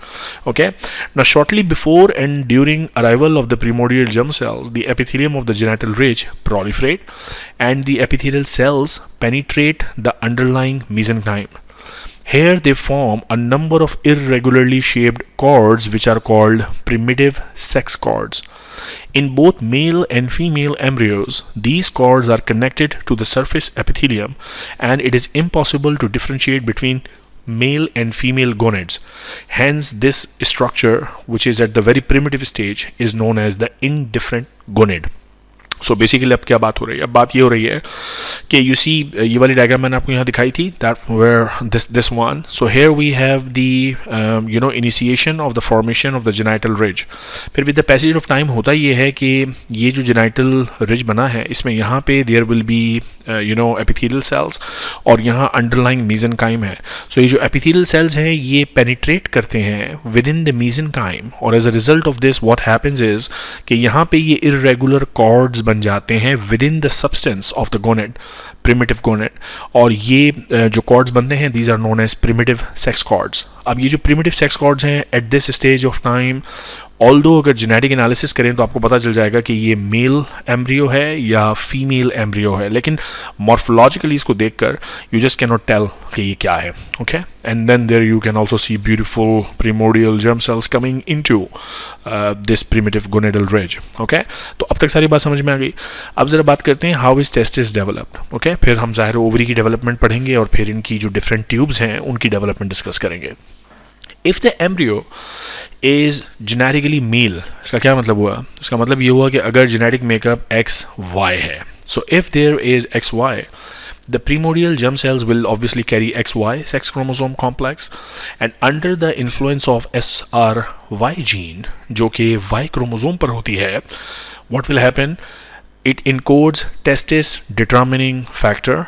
Now the primitive sex cords continue to proliferate and penetrate deep into the medulla to form testis or the medullary cords. Okay, so ये जो primitive cords बने थे, they will now further penetrate, और इसमें maturation हो जाएगी इन cords में, and now you see, you know, there is a beginning of testicular formation. तो ये testicular cords बनना start हो जाते हैं. Okay, so these primitive cords further mature under the influence of SRY gene. अभी हम देखेंगे फीमेल्स में कि जब फीमेल्स में ये SRY जीन नहीं होती तो किस तरह ये कॉर्ड हैंडल होते हैं, लेकिन इस वक्त हम टेस्टिकुलर सिस्टम की बात कर रहे हैं. तो मेल्स में चूंकि Y क्रोमोसोम है तो SRY जीन होगी, तो टेस्टिस डिटर्मिनिंग फैक्टर होगा. इसकी वजह से ये जो प्रिमिटिव सेक्स कॉर्ड्स हैं they are converted into testicular cords. Okay, यहाँ तक बात समझ में आ गई. Now towards the hilum of the gland, the cord breaks up into network of tiny cell strands which form retitestis, और एक कैप्सूल बन जाता है from the mesenchymal fibrous capsule बन जाता है, that is called tunica albuginea, which surrounds the testis. And in the 4th month, the testicular cords become horseshoe shaped and their extremities are continuous with those of the retitestis. Testis cords are now composed of primitive germ cell जो migration करके आए हैं, substanticular cells of Sertoli derived from the surface epithelium जो यहीं epithelium से बने हैं. So if again we look at this diagram, what's happening, this is the outer covering which is called the tunica albuginea, और ये testicular cords बनना start हो गए, और towards the medulla there is retitesticular cords, retitestis इसको हम कहते हैं, and this is further maturation, and here you say कि ये जो cords हैं किस तरह horseshoe shape structure में organize हो गए. You see this, and they are all communicating here with the retitestis. Okay, kind of the medulla of the organ. और अभी further हम देखेंगे कि ये आगे किन ट्यूब्स के साथ कनेक्ट होते हैं. तो इस वक्त यहाँ पर कौन कौन से सेल्स मौजूद हैं टेस्टिस में? The cells are primordial germ cells and substanticular cells. ये जो substanticular cells of Sertoli हैं, they are actually derived from the surface epithelium जो यहाँ पर मौजूद है इस primitive gonad पे. Now there are interstitial cells of Lyric. They are derived from the original mesenchyme of the gonadal ridge. They lie between the testicular cords. तो ये cords के बीच में होते हैं. So if these are the cords, here will be these interstitial cells of Lyric. इनका नाम ही है interstitial. So they will be between the cords. Okay. They begin development shortly after the onset of differentiation of the testicular cords. By 8th week of gestation, Lyric cells begin production of testosterone. So they are very important cells because they are responsible for production of testosterone, which is responsible for a lot of events जो maturation of male reproductive system में important होता है. So testosterone बड़ा ज़रूरी चीज़ है male reproductive system की development और एम्ब्रियोलॉजी के लिए, and this is produced by the interstitial cells of Leydig. Okay, and testis is able to influence sexual differentiation based on the testosterone levels. Now, testis cords remain solid. ये सुनिए ज़रा गौर से. These cords are not, they don't have a lumen until puberty. Okay, when they acquire the lumen, thus forming the seminiferous tubule. So ये जो सारी cords हैं यही आगे चलकर क्या बनाती हैं? These cords develop into seminiferous tubules at puberty. Once the seminiferous tubules are canalized, और उनमें फिर canalization हो जाती है, अंदर बाकायदा ट्यूब बन जाती है, they join the retitestis tubules, which in turn enter the ductuli efferents. The efferent ductules are the remaining parts of the excretory tubules of the mesonephric duct. ये भी पढ़ाऊंगा duct की development, so don't worry about this section. They link the retitestis and the mesonephric duct, which becomes the ductus deferens. So basically बात ये हो रही है कि let me one more time recap the system. What happens is there is a genital ridge. ये genital ridge जो है उसमें epithelial cells हैं और mesenchymal cells हैं. Now what happens is कि epithelial cells penetrate करते हैं into the mesenchymal cells और primordial germ cells epiblast से migrate करके आते हैं. तो यहाँ primitive sex cords बनते हैं which mature to form the testicular sex cords जो puberty पे seminiferous tubule बनाएंगे. Seminiferous tubule in efferent tubules के साथ combine होगा और फिर ductus deferens में enter हो जाएगा. तो ये वाला जो सारा ब्लू कलरिंग वाला सिस्टम है, this is all derived from the mesonephric duct जो अभी हमने इस लेक्चर में शुरू में पढ़ा था.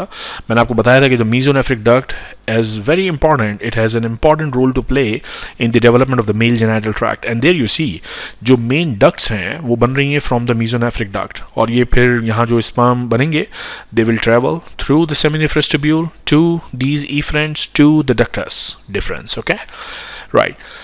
और ये सब कुछ हो रहा है because it is happening under the influence of this nasty chromosome, which is the Y chromosome, which produces the testis determining factor.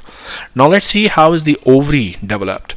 In the developing embryo, if it is a female embryo, which would mean that there is an XX genetic makeup, which would also mean there is no Y chromosome, what will happen कि जो primitive sex cords थे, they dissociate into irregular cell clusters.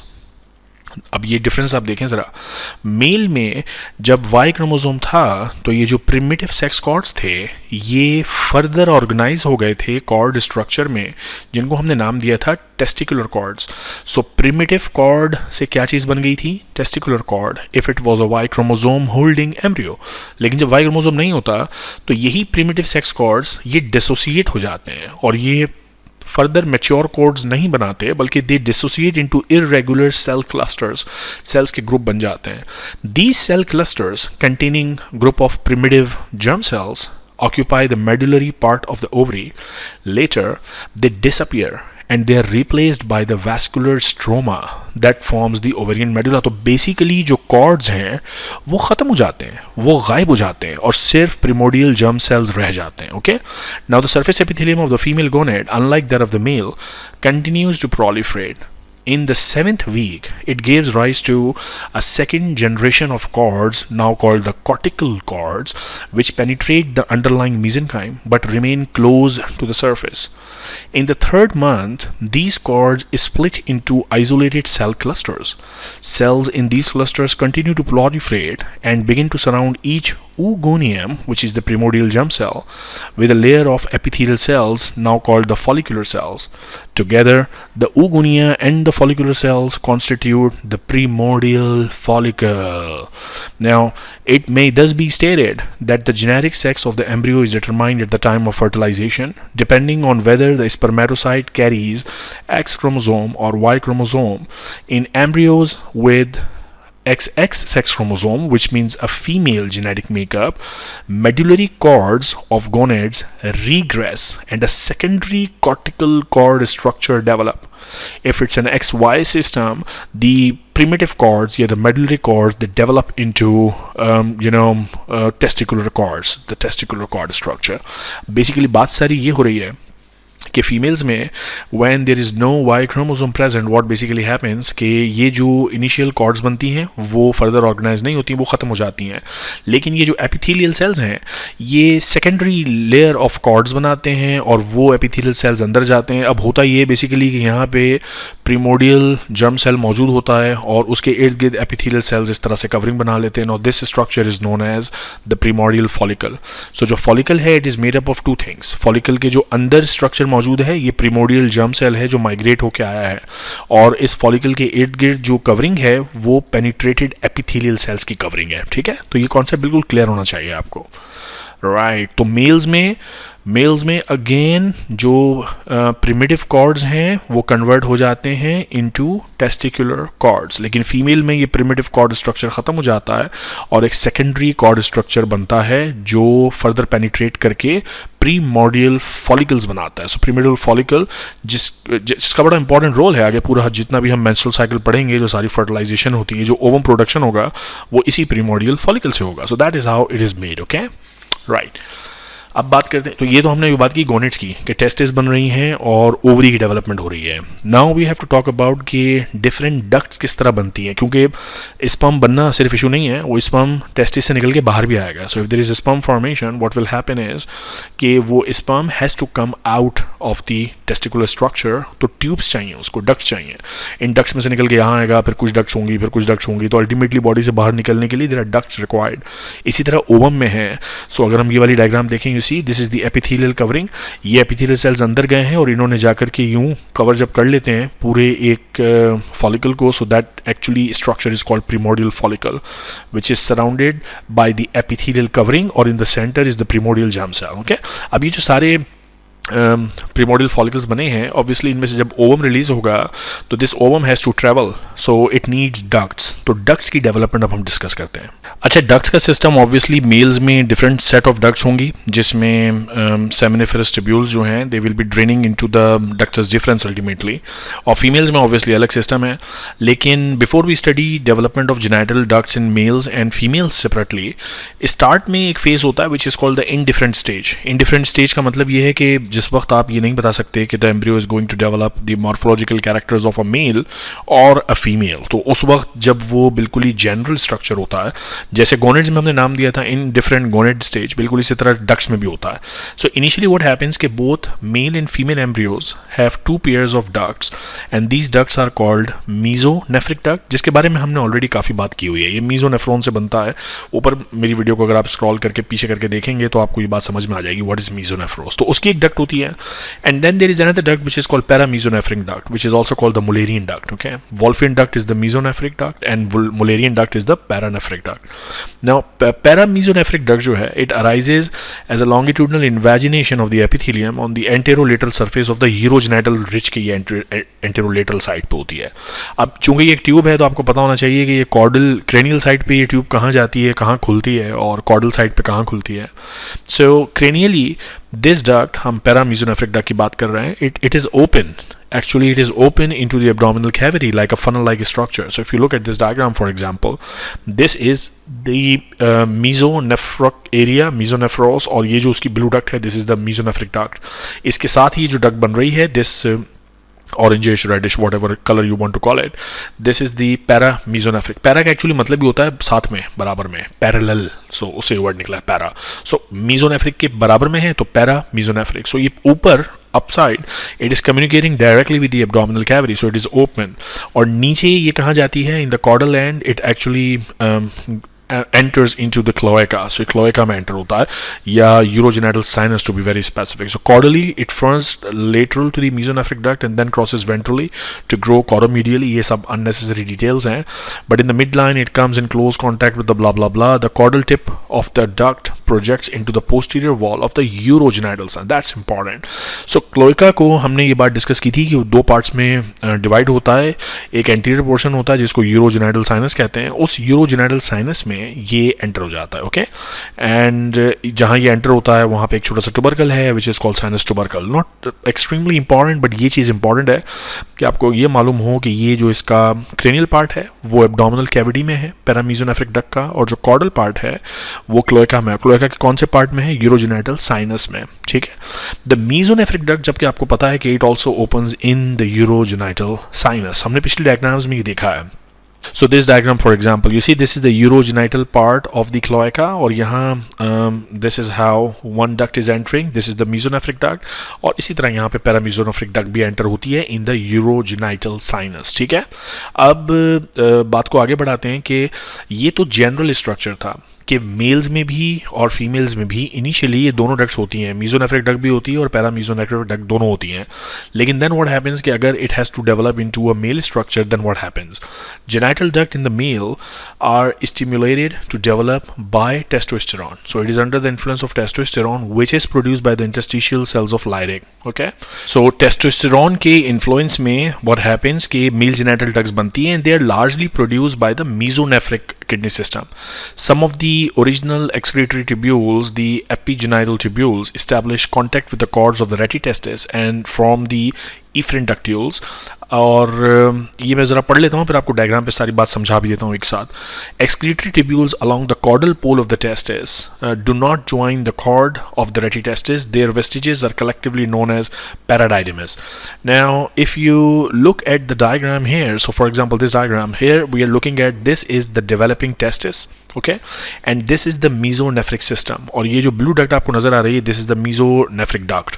अब होता basically ये है कि जो developing gonad है, उस developing gonad के साथ communication establish होता है इस तरह की ट्यूब्स का, जो कि mesonephric duct से ही बनती हैं. इन सारी ट्यूब्स को collectively नाम देते हैं epigenital tubes. These are called epigenital tubes, which ultimately will form efferent ductule. So you see here, this is the testis, और testis से ये जो ट्यूब्स कनेक्ट कर रही हैं टेस्टिकुलर स्ट्रक्चर्स को with the remnants of the mesonephric duct, these are called efferent ductules. और ये इफरेंट डक्ट्यूल्स टेस्टिस से निकलकर they are highly coiled and these highly coiled structures are now known as epididymis.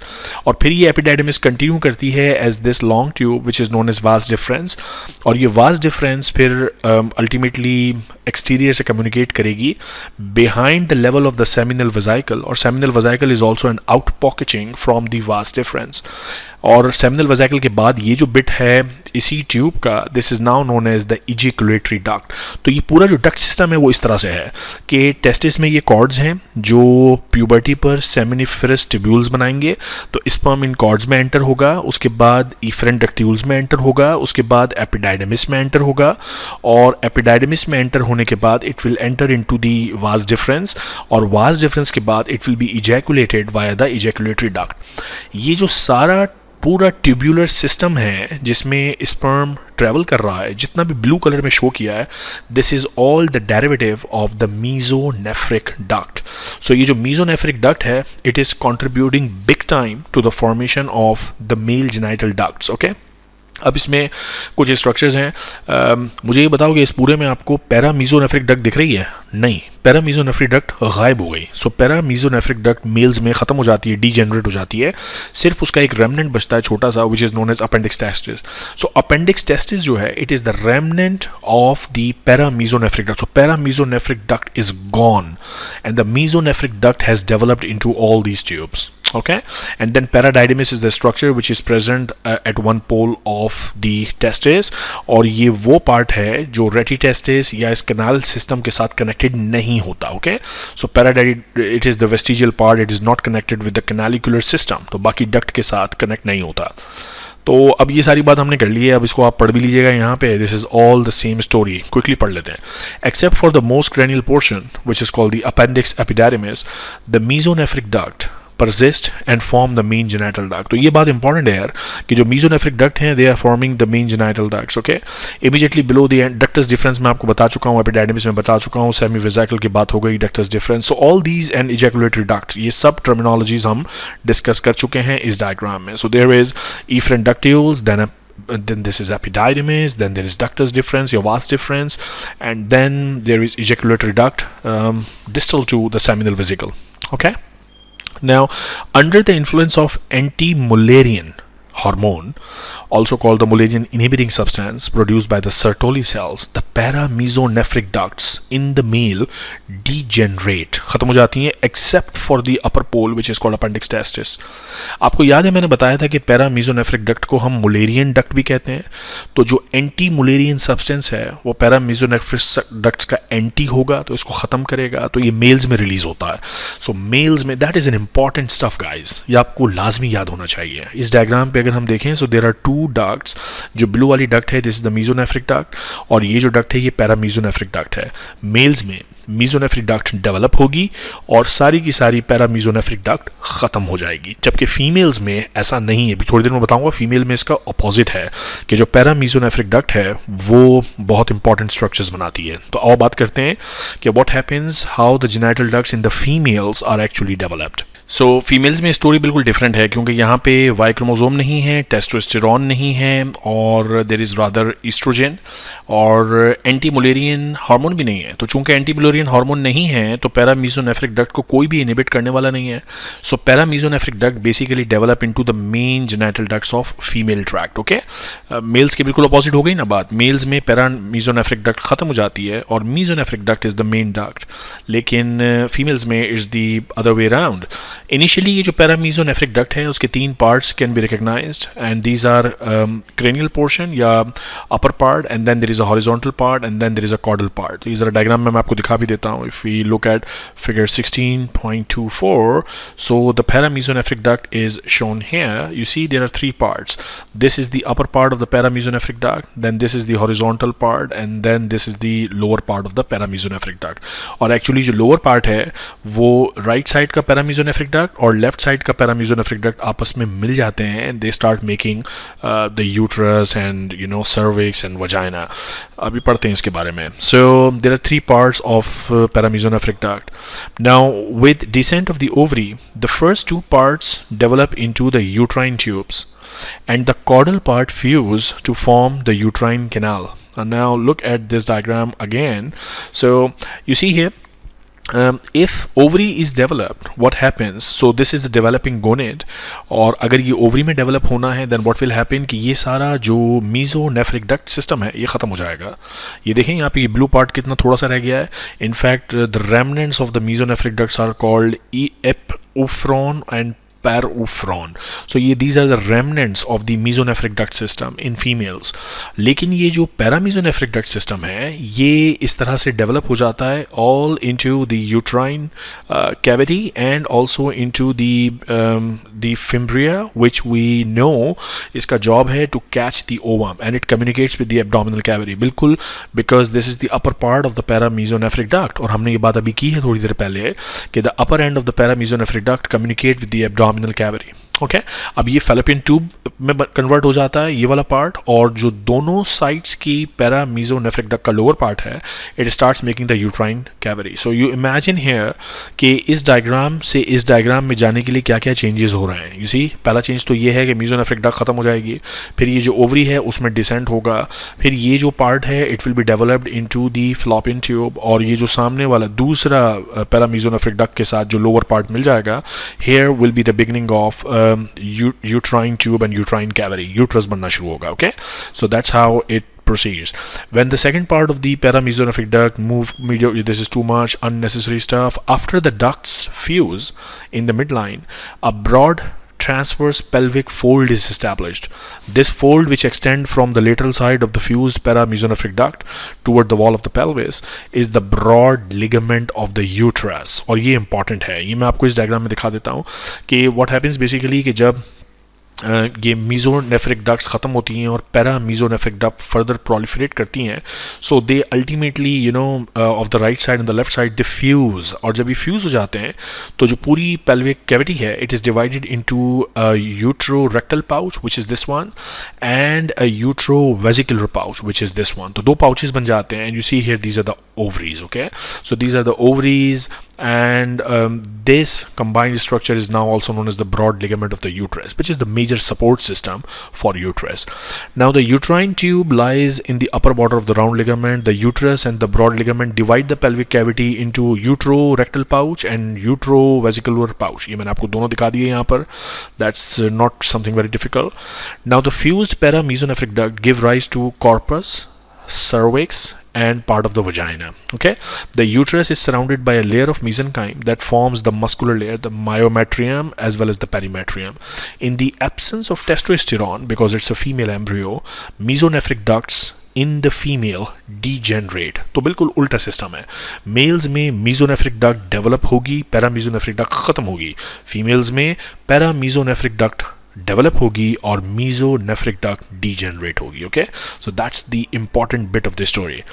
अब ये जो पूरा process हो रहा है कि पैरामीजोनेफ्रिक डक्ट कहीं डेवलप हो रही है कहीं कोई, तो ये सारा इसका मॉलिक्यूलर रेगुलेशन क्या है, how is it controlled at the molecular level, that's an important topic and actually much is not known about it, but जितना पता है ये उतना देखते हैं. सो जो स्टोरी हमको पता है उसमें this is a mediator which is the sex determining region on the Y chromosome. So Y chromosome के ऊपर ये रीजन मौजूद है, हमें पता है ये बात, और ये जो है it acts in conjunction with the another gene which is called SOX9 gene, which is a transcriptional regulator that also induces testis differentiation. So both these are known to induce testicular formation. Okay, now SOX9 is known to bind to the promoter region of the anti-Mullerian gene as well, anti-Mullerian hormone, and probably regulates this gene's expression. So SOX9 also augment the expression of anti-Mullerian, जिसकी वजह से paramesonephric duct males में ख़त्म होती है. Okay, so initially SRY, which is on Y chromosome, and SOX9 induce the testis to secrete FGF9, that is another protein that acts as a chemotactic factor that causes tubules from the mesonephric duct to penetrate the gonadal ridge, and therefore because of this induction of FGF9, mesonephric ducts they develop. Okay, now without penetration by these tubules, differentiation of testes does not continue, so this is very important. Next, the SRY either directly or indirectly upregulates steroidogenesis factor 1 SF1 that stimulates differentiation of the Sertoli and the Leydig cells. Okay, now SF1 working in conjunction with SOX9 elevates the level of the anti-Mullerian. तो आप देख रहे हैं कि तमाम वो चीज़ें हो रही हैं, कुछ फैक्टर्स ऐसे निकल रहे हैं जो टेस्टिस की फॉर्मेशन करवा रहे हैं, फिर कुछ फैक्टर्स वो निकल रहे हैं जो एंटी-मुलेरियन हार्मोन बना रहे हैं ताकि पैरा मीजोनेफ्रिक डक्ट को ख़त्म किया जा सके.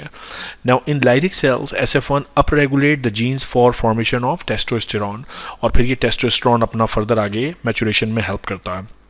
राइट, तो इस डायग्राम पे अगर देखें, so that's a summary, that's a good summary. Males में SRY induces SOX9 which induces a lot of genes and SF1 and ultimately testis is produced, and because this system is activated, this system is shut down. Okay, because anti-Mullerian hormone निकलता है, पैरामीजोनेफ्रिक duct खत्म होती हैं और ये ovaries नहीं बनती. So if male system is activated, female system is shut down. Is female system is activated, male system is shut down. So that's the system how it works. Okay, now testosterone receptors and testosterone external genitalia बनने में help करता है, ये भी थोड़ी देर में हम पढ़ेंगे. Wnt4 is the ovary determining gene. So जिस तरह से हम अभी यहाँ बात कर रहे थे SF1 की और SRY की, सो SRY, SOX9, SF1, these are all the testis determining gene. बिल्कुल इसी तरह अगर कोई जीन नोन है for determination of ovary formation, so उस जीन का नाम है Wnt4. So Wnt4 is the ovary determining gene. This gene upregulates a protein called DAX1, which is a member of the nuclear hormone receptor family that inhibits SOX9. जाहिर है अगर female system को proliferate करवाना है तो mail jeans को बंद करना होगा. SOX9 is one of the testicular forming genes, तो इसको inhibit किया जाता है. In addition, Wnt4 regulates expression of a lot of other genes for ovarian differentiation, ताकि ovary बने. And there are some targets known, for example, TAF II105. Okay, funny name, but anyways. Now, estrogen is present in females are also involved in sexual differentiation. Under the influence, the paramesonephric ducts are stimulated to form the uterine tube, the uterus, the cervix, and upper part of the vagina. In addition, estrogen acts on the external genitalia also to form labia majora, minora, clitoris, and lower vagina. अभी हम पढ़ेंगे इनके बारे में. So, basically system ये है कि अगर Y क्रोमोसोम है तो ये पाथवे, अगर Y क्रोमोसोम नहीं है तो ये पाथवे. ठीक है जी, ये बात हमारी कंप्लीट हो गई. Now let's talk about the differentiation and formation of vagina. Now, shortly after the solid tip of the paramesonephric duct contacts the urogenital sinus, what happens is that there are two solid evaginations grow out from the pelvic part of the sinus. Now, urogenital sinus से एक ridge निकल रहा है, and these evaginations, these two evaginations, which are called the sinovaginal bulbs, proliferate to form a solid the vaginal plate. The proliferation continues at the cranial end of the plate, increasing the distance between the uterus. ये भी बताता हूँ diagram में. By the 5th month, what happens कि vaginal outgrowth is entirely canalized. 5th month, okay? The wing-like expansion of the vagina around the uterus are called vaginal orifices. Thus, the vagina has a dual origin, with the upper portion derived from the uterine canal, which is actually from the paramesonephric duct, and the lower portion is derived by the urogenital sinus. So what happens is, look at this diagram here. This is the urogenital sinus, जिससे urinary bladder बनता है.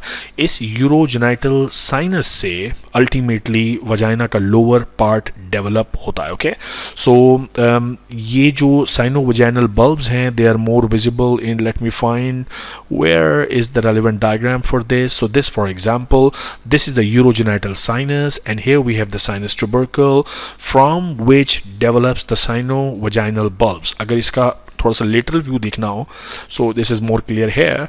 This is urogenital sinus, and there you start getting the sinus tubercle.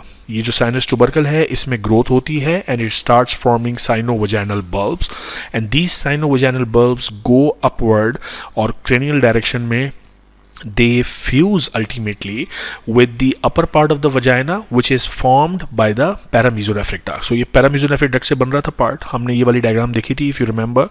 Let me take you back to which diagram? This one, for example. Yeah. So here we saw कि किस तरह से ये paramesonephric duct दूसरी पैरामीजोनेफ्रिक duct के साथ मिलकर uterus बना रही थी, uterine canal and the upper part of the vagina as well. ये लोअर पार्ट ऑफ वजाइना जो है that is then fixed and formed by these sinovaginal bulbs. Okay, और फिर ये इसमें कैनलाइजेशन हो जाती है, ल्यूमन जनरेट हो जाता है, एक remnant of membrane like vaginal cells रह जाते हैं which is known as hymen. But apart from that this is all canalised by 5th month of embryogenesis. Okay, और ये जो वजाइना है जहाँ यूट्रस के साथ फिक्स होता है, तो यहाँ पे इस तरह से आउट पॉकेटिंग निकली होती है. These are called vaginal fornix. So vagina का डुअल ओरिजिन है. The upper part of the vagina is formed by the paramesonephric duct and the lower part of the vagina is formed by the urogenital sinus actually. Okay, right, ये बात हो गई. Hymen का concept मैंने आपको समझा दिया.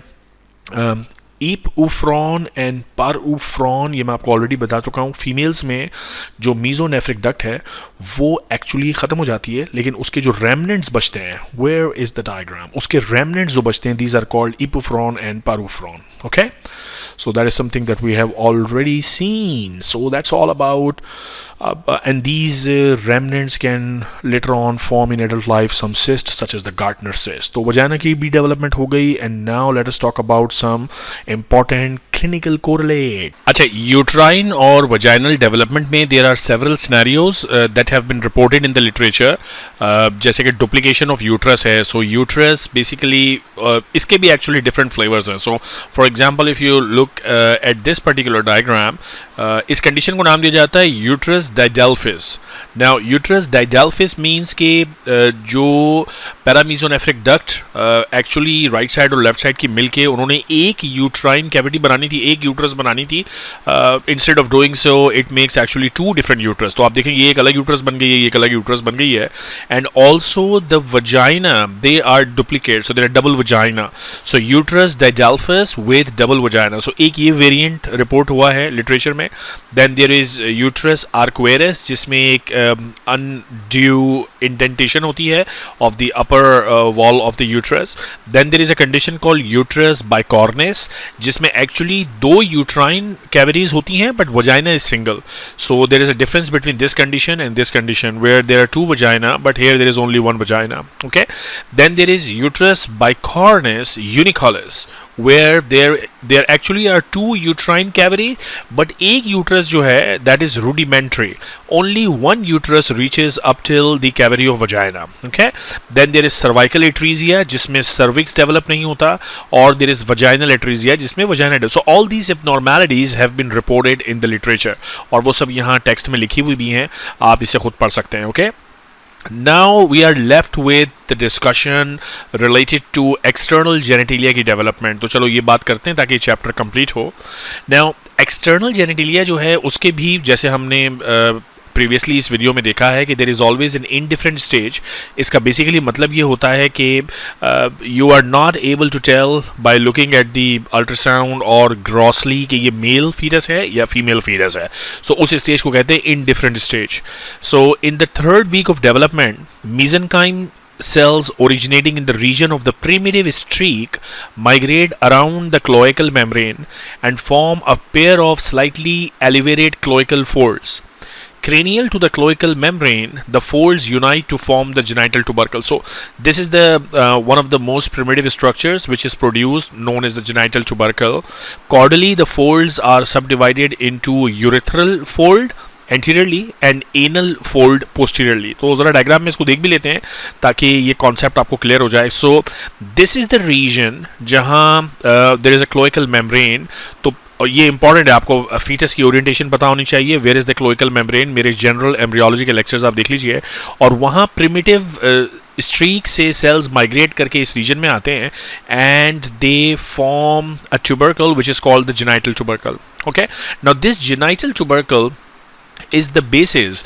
ये फीमेल में भी कुछ इंपॉर्टेंट स्ट्रक्चर बनाएगा और मेल में भी कुछ इंपॉर्टेंट स्ट्रक्चर बनाएगा. सो that's the first tubercle which is produced by migration of cells from primitive streak, and this happens just above the cloacal membrane.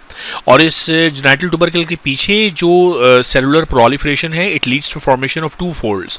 One is known as urethral fold, you can see this fold, and the other one is known as the anal fold. Okay, so ये सारी terminologies clearly आपको पता होनी चाहिए कि हैं किधर. So genital tubercle, you know where it is, urethral fold and anal fold. In the meantime, another pair of elevation appear, which are known as genital swellings.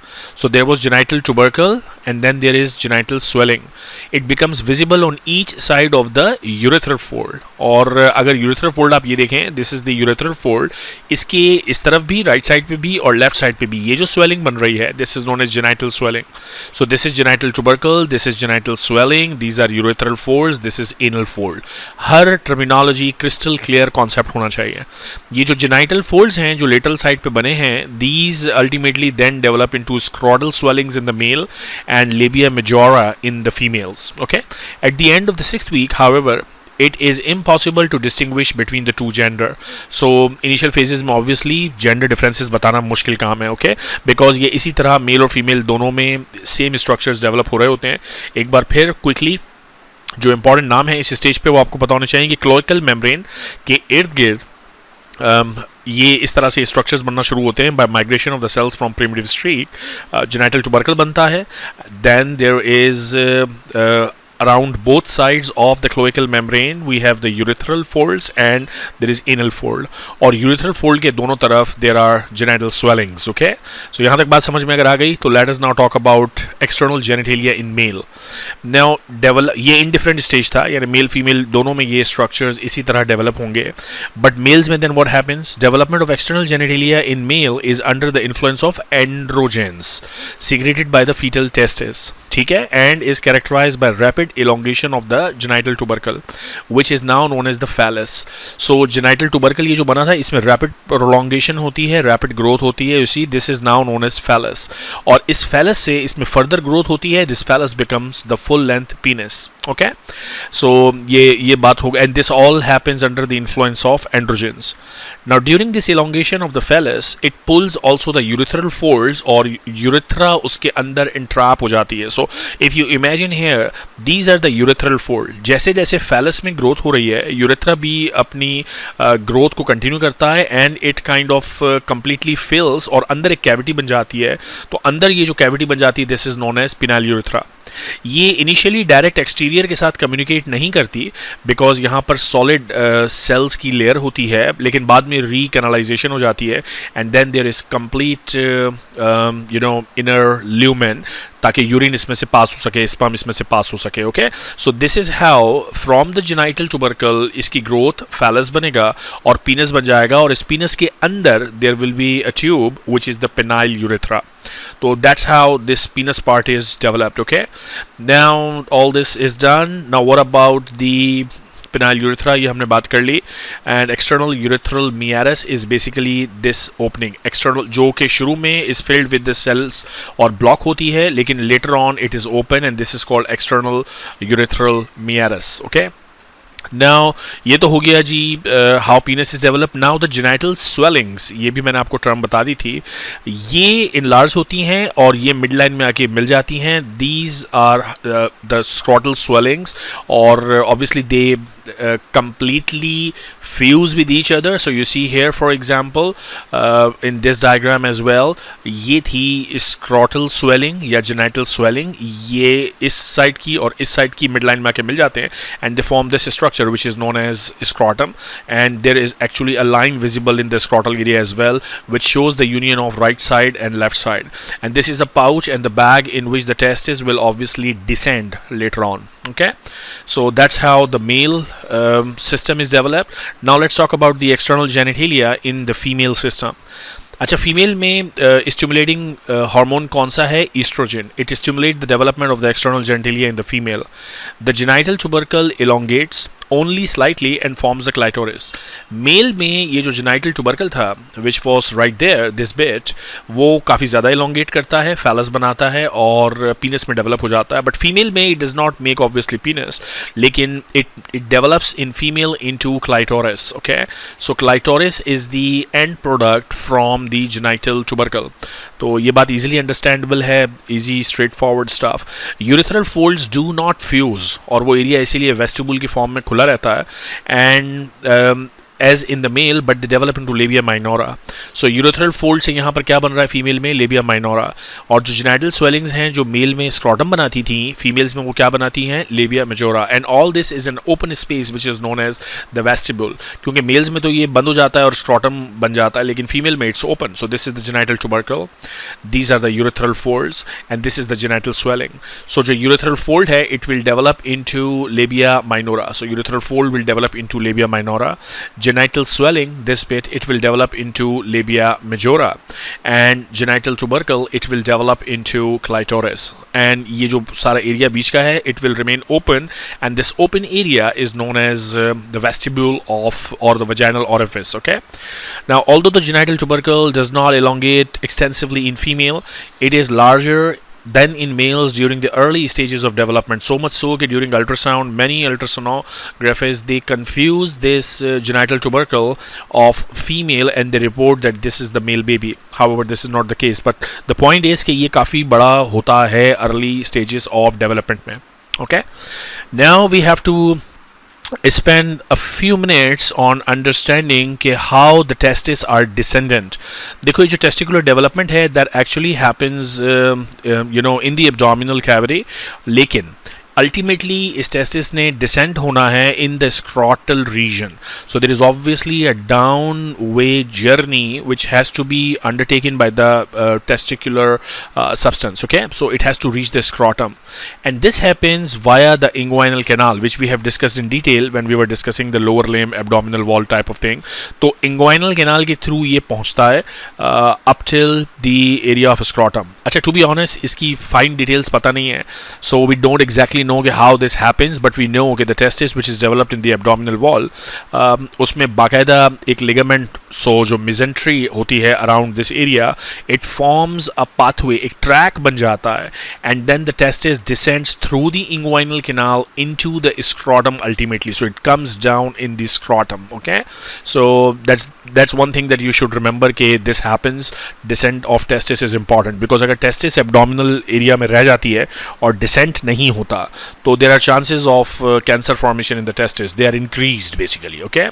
Now towards the end of second month, the urogenital mesentery attaches the testis and mesonephros to the posterior abdominal wall. With degeneration of the mesonephros, the attachment serves as the mesentery for the gonad. So testis is hanging in this mesentery.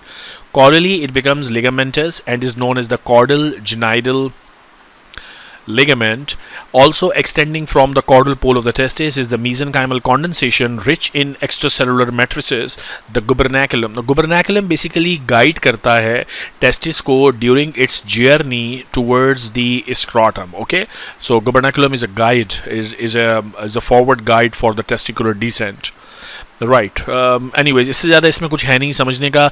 And ये जो layers हैं, ये layers we will all study these layers in anatomy actually, जब anatomy पढ़ रहे होंगे. But the point is कि testis जब डिसेंड करता है तो it carries a lot of layers which are actually the layers in the abdominal structures. For example external oblique muscle, ये किसी न किसी तरह टेस्टिकुलर कवरिंग बनाता है. देयर इज इंटरनल ऑब्लिक की कोई ना कोई एक्सटेंशन, ट्रांसफर्स एब्डोमिनस, बिकॉज ये एब्डोमिन से आ रहा है, so it brings along with itself a lot of coverings which we will obviously discuss more in the anatomy classes. Okay, also so ये जो सारा फेशिया यहाँ पे बताया हुआ ना, this will make sense more in the anatomy sessions. तो stay tuned. वैसे हमने ये एब्डोमिनल जब लेक्चर्स लिए थे तब ये पढ़ा भी है, so you can study those videos and understand this. Okay, now descent of the ovaries. Ovaries भी थोड़ा सा डिसेंड करती हैं from the abdominal area to the pelvic area. ये स्क्रॉटम तक तो इतना लंबा इनका डिसेंट नहीं होता, but there is some descent. So descent of the gonads is considerably less in females compared to the males, and the ovaries finally settle just below the rim of the true pelvis. The cranial genital ligament forms the suspensory ligament of the ovary, so there is a suspensory ligament, whereas the caudal genital ligament forms the ligament of the ovary proper. and the round ligament of the uterus. So basically ovary is also well attended by a couple of ligaments ताकि वो अपनी position पे रहे. Okay, the later extends into labia majora, यानी round ligament का एक extension labia majora तक होता है. Now there are some conditions clinical, मैं testis से related भी बता देता हूँ, फिर पीछे भी हमने छोड़ी हुई हैं वो भी पढ़ लेते हैं. Hernias and cryptorchidism. Now the connection between the abdominal cavity and the process vaginalis through the inguinal canal and into the scrotal sac normally closes in the first year after birth. Actually होता ये है कि जब ये testis descend करती है into the scrotum, तो ये जो वजाइनल प्रोसेस है, जो पूरी कैविटी, ये एक्चुअली ऑब्लिटरेट हो जाती है और फर्स्ट ईयर में कनेक्शन ये ख़त्म हो जाता है एब्डोमिनल कैविटी के साथ. If this passage remain open, the intestinal loops can actually descend into the scrotal region, and this is called a congenital indirect hernia, and that has to be repaired surgically. Sometimes obliteration of this passage is irregular, leaving a small cyst along its course, such as this one. यानी पूरा ख़त्म हो जाना चाहिए था, लेकिन ये ख़त्म नहीं होता, बीच में एक cyst बन जाती है. That is what we call the hydrocele. So that's a common condition जो clinics में pediatrics ward में दिखती है. Okay. Now in 97% of the male newborns, testes are present in the scrotum before birth. In most of the remainder, descent will be completed during the first 3 months postnatally. However, in less than 1% of the infants, one or both testes fail to descend. अगर ये scrotal region में नहीं पहुंचती testes, तो this condition is known as cryptorchidism and may be caused by decrease in the testosterone levels. Okay, testosterone production कम है जिसकी वजह से ये नहीं हो रहा. Now the undescended testes fail to produce mature spermatozoa, एक चीज़, और दूसरा they are more prone to different malignant disorders of the testis. Okay, and there are also incidents of renal anomalies. So that's the clinical stuff about testicular descent. अब एक मैंने clinical stuff पीछे छोड़ा हुआ था, that is also important, disorders of sex development. Now because sexual development of males and females begin in an identical fashion, it is not surprising that abnormalities in differentiation and sex determination occur. जाहिर है पूरी जो embryology हम पढ़ रहे हैं उसका basic concept यही है कि we have to know the normal stuff, और अगर वो normal stuff नहीं हो रहा, then what will happen and lead to the pathology. Now ambiguous genitalia is a terminology which is used when there is a large clitoris or a very small penis. Thus, a child may be born with a typically female appearance but with a large clitoris. This is called clitoral hypertrophy. Or typically the male appearance with a very small penis, and this is open on its ventral surface, which is the hypospadias. It should not be open actually, because males में I told you कि there is complete closure of the central cavity. ये मैं यहाँ diagram दिखा रहा था आपको. So if ये इस तरह से orifice open रह जाता है, complete closure नहीं होता, so that is what we mean by कि opening रह जाती है in the male structures. Okay, hypospadias. In some cases, these abnormalities result in individuals with characteristic of both genders.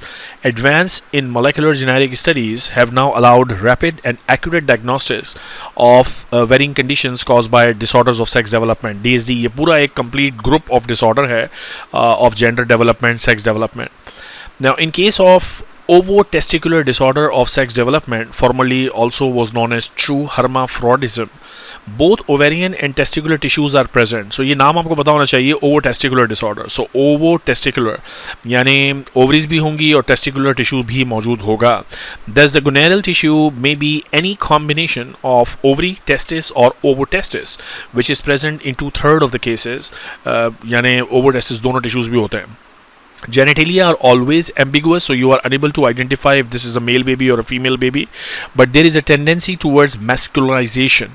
In 70% of the cases, the karyotype is a female karyotype, but there is ambiguous genitalia. So that is an important thing. Ambiguous genitalia में different terms आपको ये पता होने चाहिए. Then another disorder which is called 46XX disorder of sex development. Individuals with 46XX disorder of sex development are actually females, and they have been exposed to excessive amount of androgen. So they are female because they are XX, but they become male-like. Okay. Then there is a condition called congenital adrenal hyperplasia. It's actually very common, if not very common, that also not uncommon. Okay, is the most common cause of ambiguous genitalia, accounting for approximately 60% of all these DSDs. Individuals are generically female, 46XX, but excessive endotestosterone produced by the adrenal gland result in masculinization. There is a spectrum of defect involving phallic enlargement, so big genital tubercle, degree of urethral fold fusion, so urethral fold properly fused नहीं होता. In 90% of the patients, there is 21 hydroxylase enzyme deficiency. This is typical of congenital adrenal hyperplasia.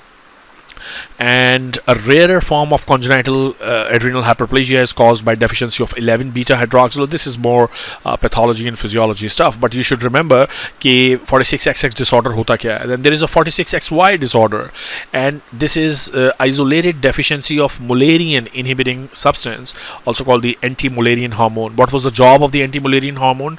To inhibit the Mullerian ducts. Okay, is a rare disorder in which there is no production of AMH or MIS. Same thing.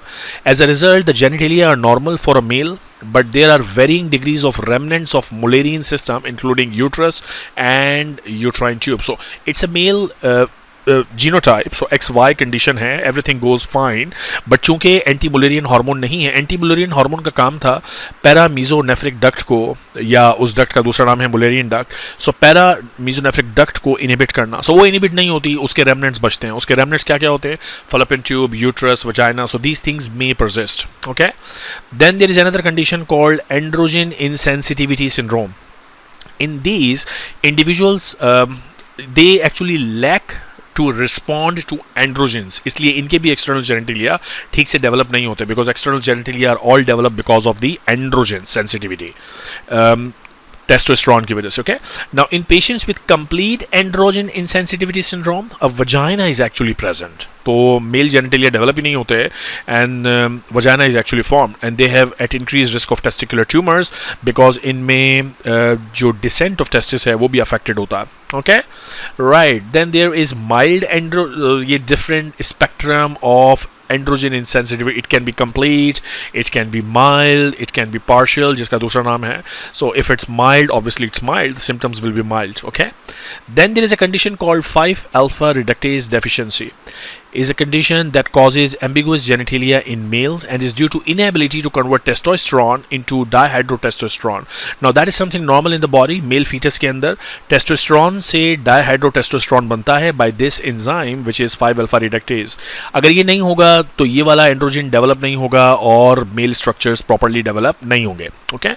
Other condition may be associated with abnormal sexual differentiation. For example, Klinefelter syndrome with a karyotype of 47 XXY, so it's sex chromosome trisomy, or other variants is XXY actually, is the most common sex chromosome disorder occurring with a frequency of 1 in 1000 males, so not uncommon.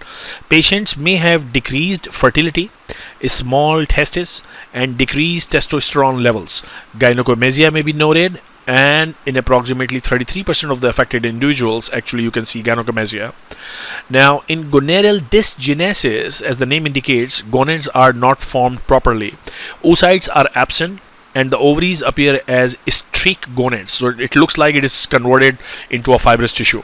Individuals are phenotypically female but may have a variety of chromosomal complements such as XY female gonadal dysgenesis, so their genetic makeup is mosaic for a male chromosome as well. Okay, right, that's it. Now Turner syndrome is a 45X karyotype where the females have short stature, high arched palate, web neck, shield-like chest, typical morphology of Turner syndrome.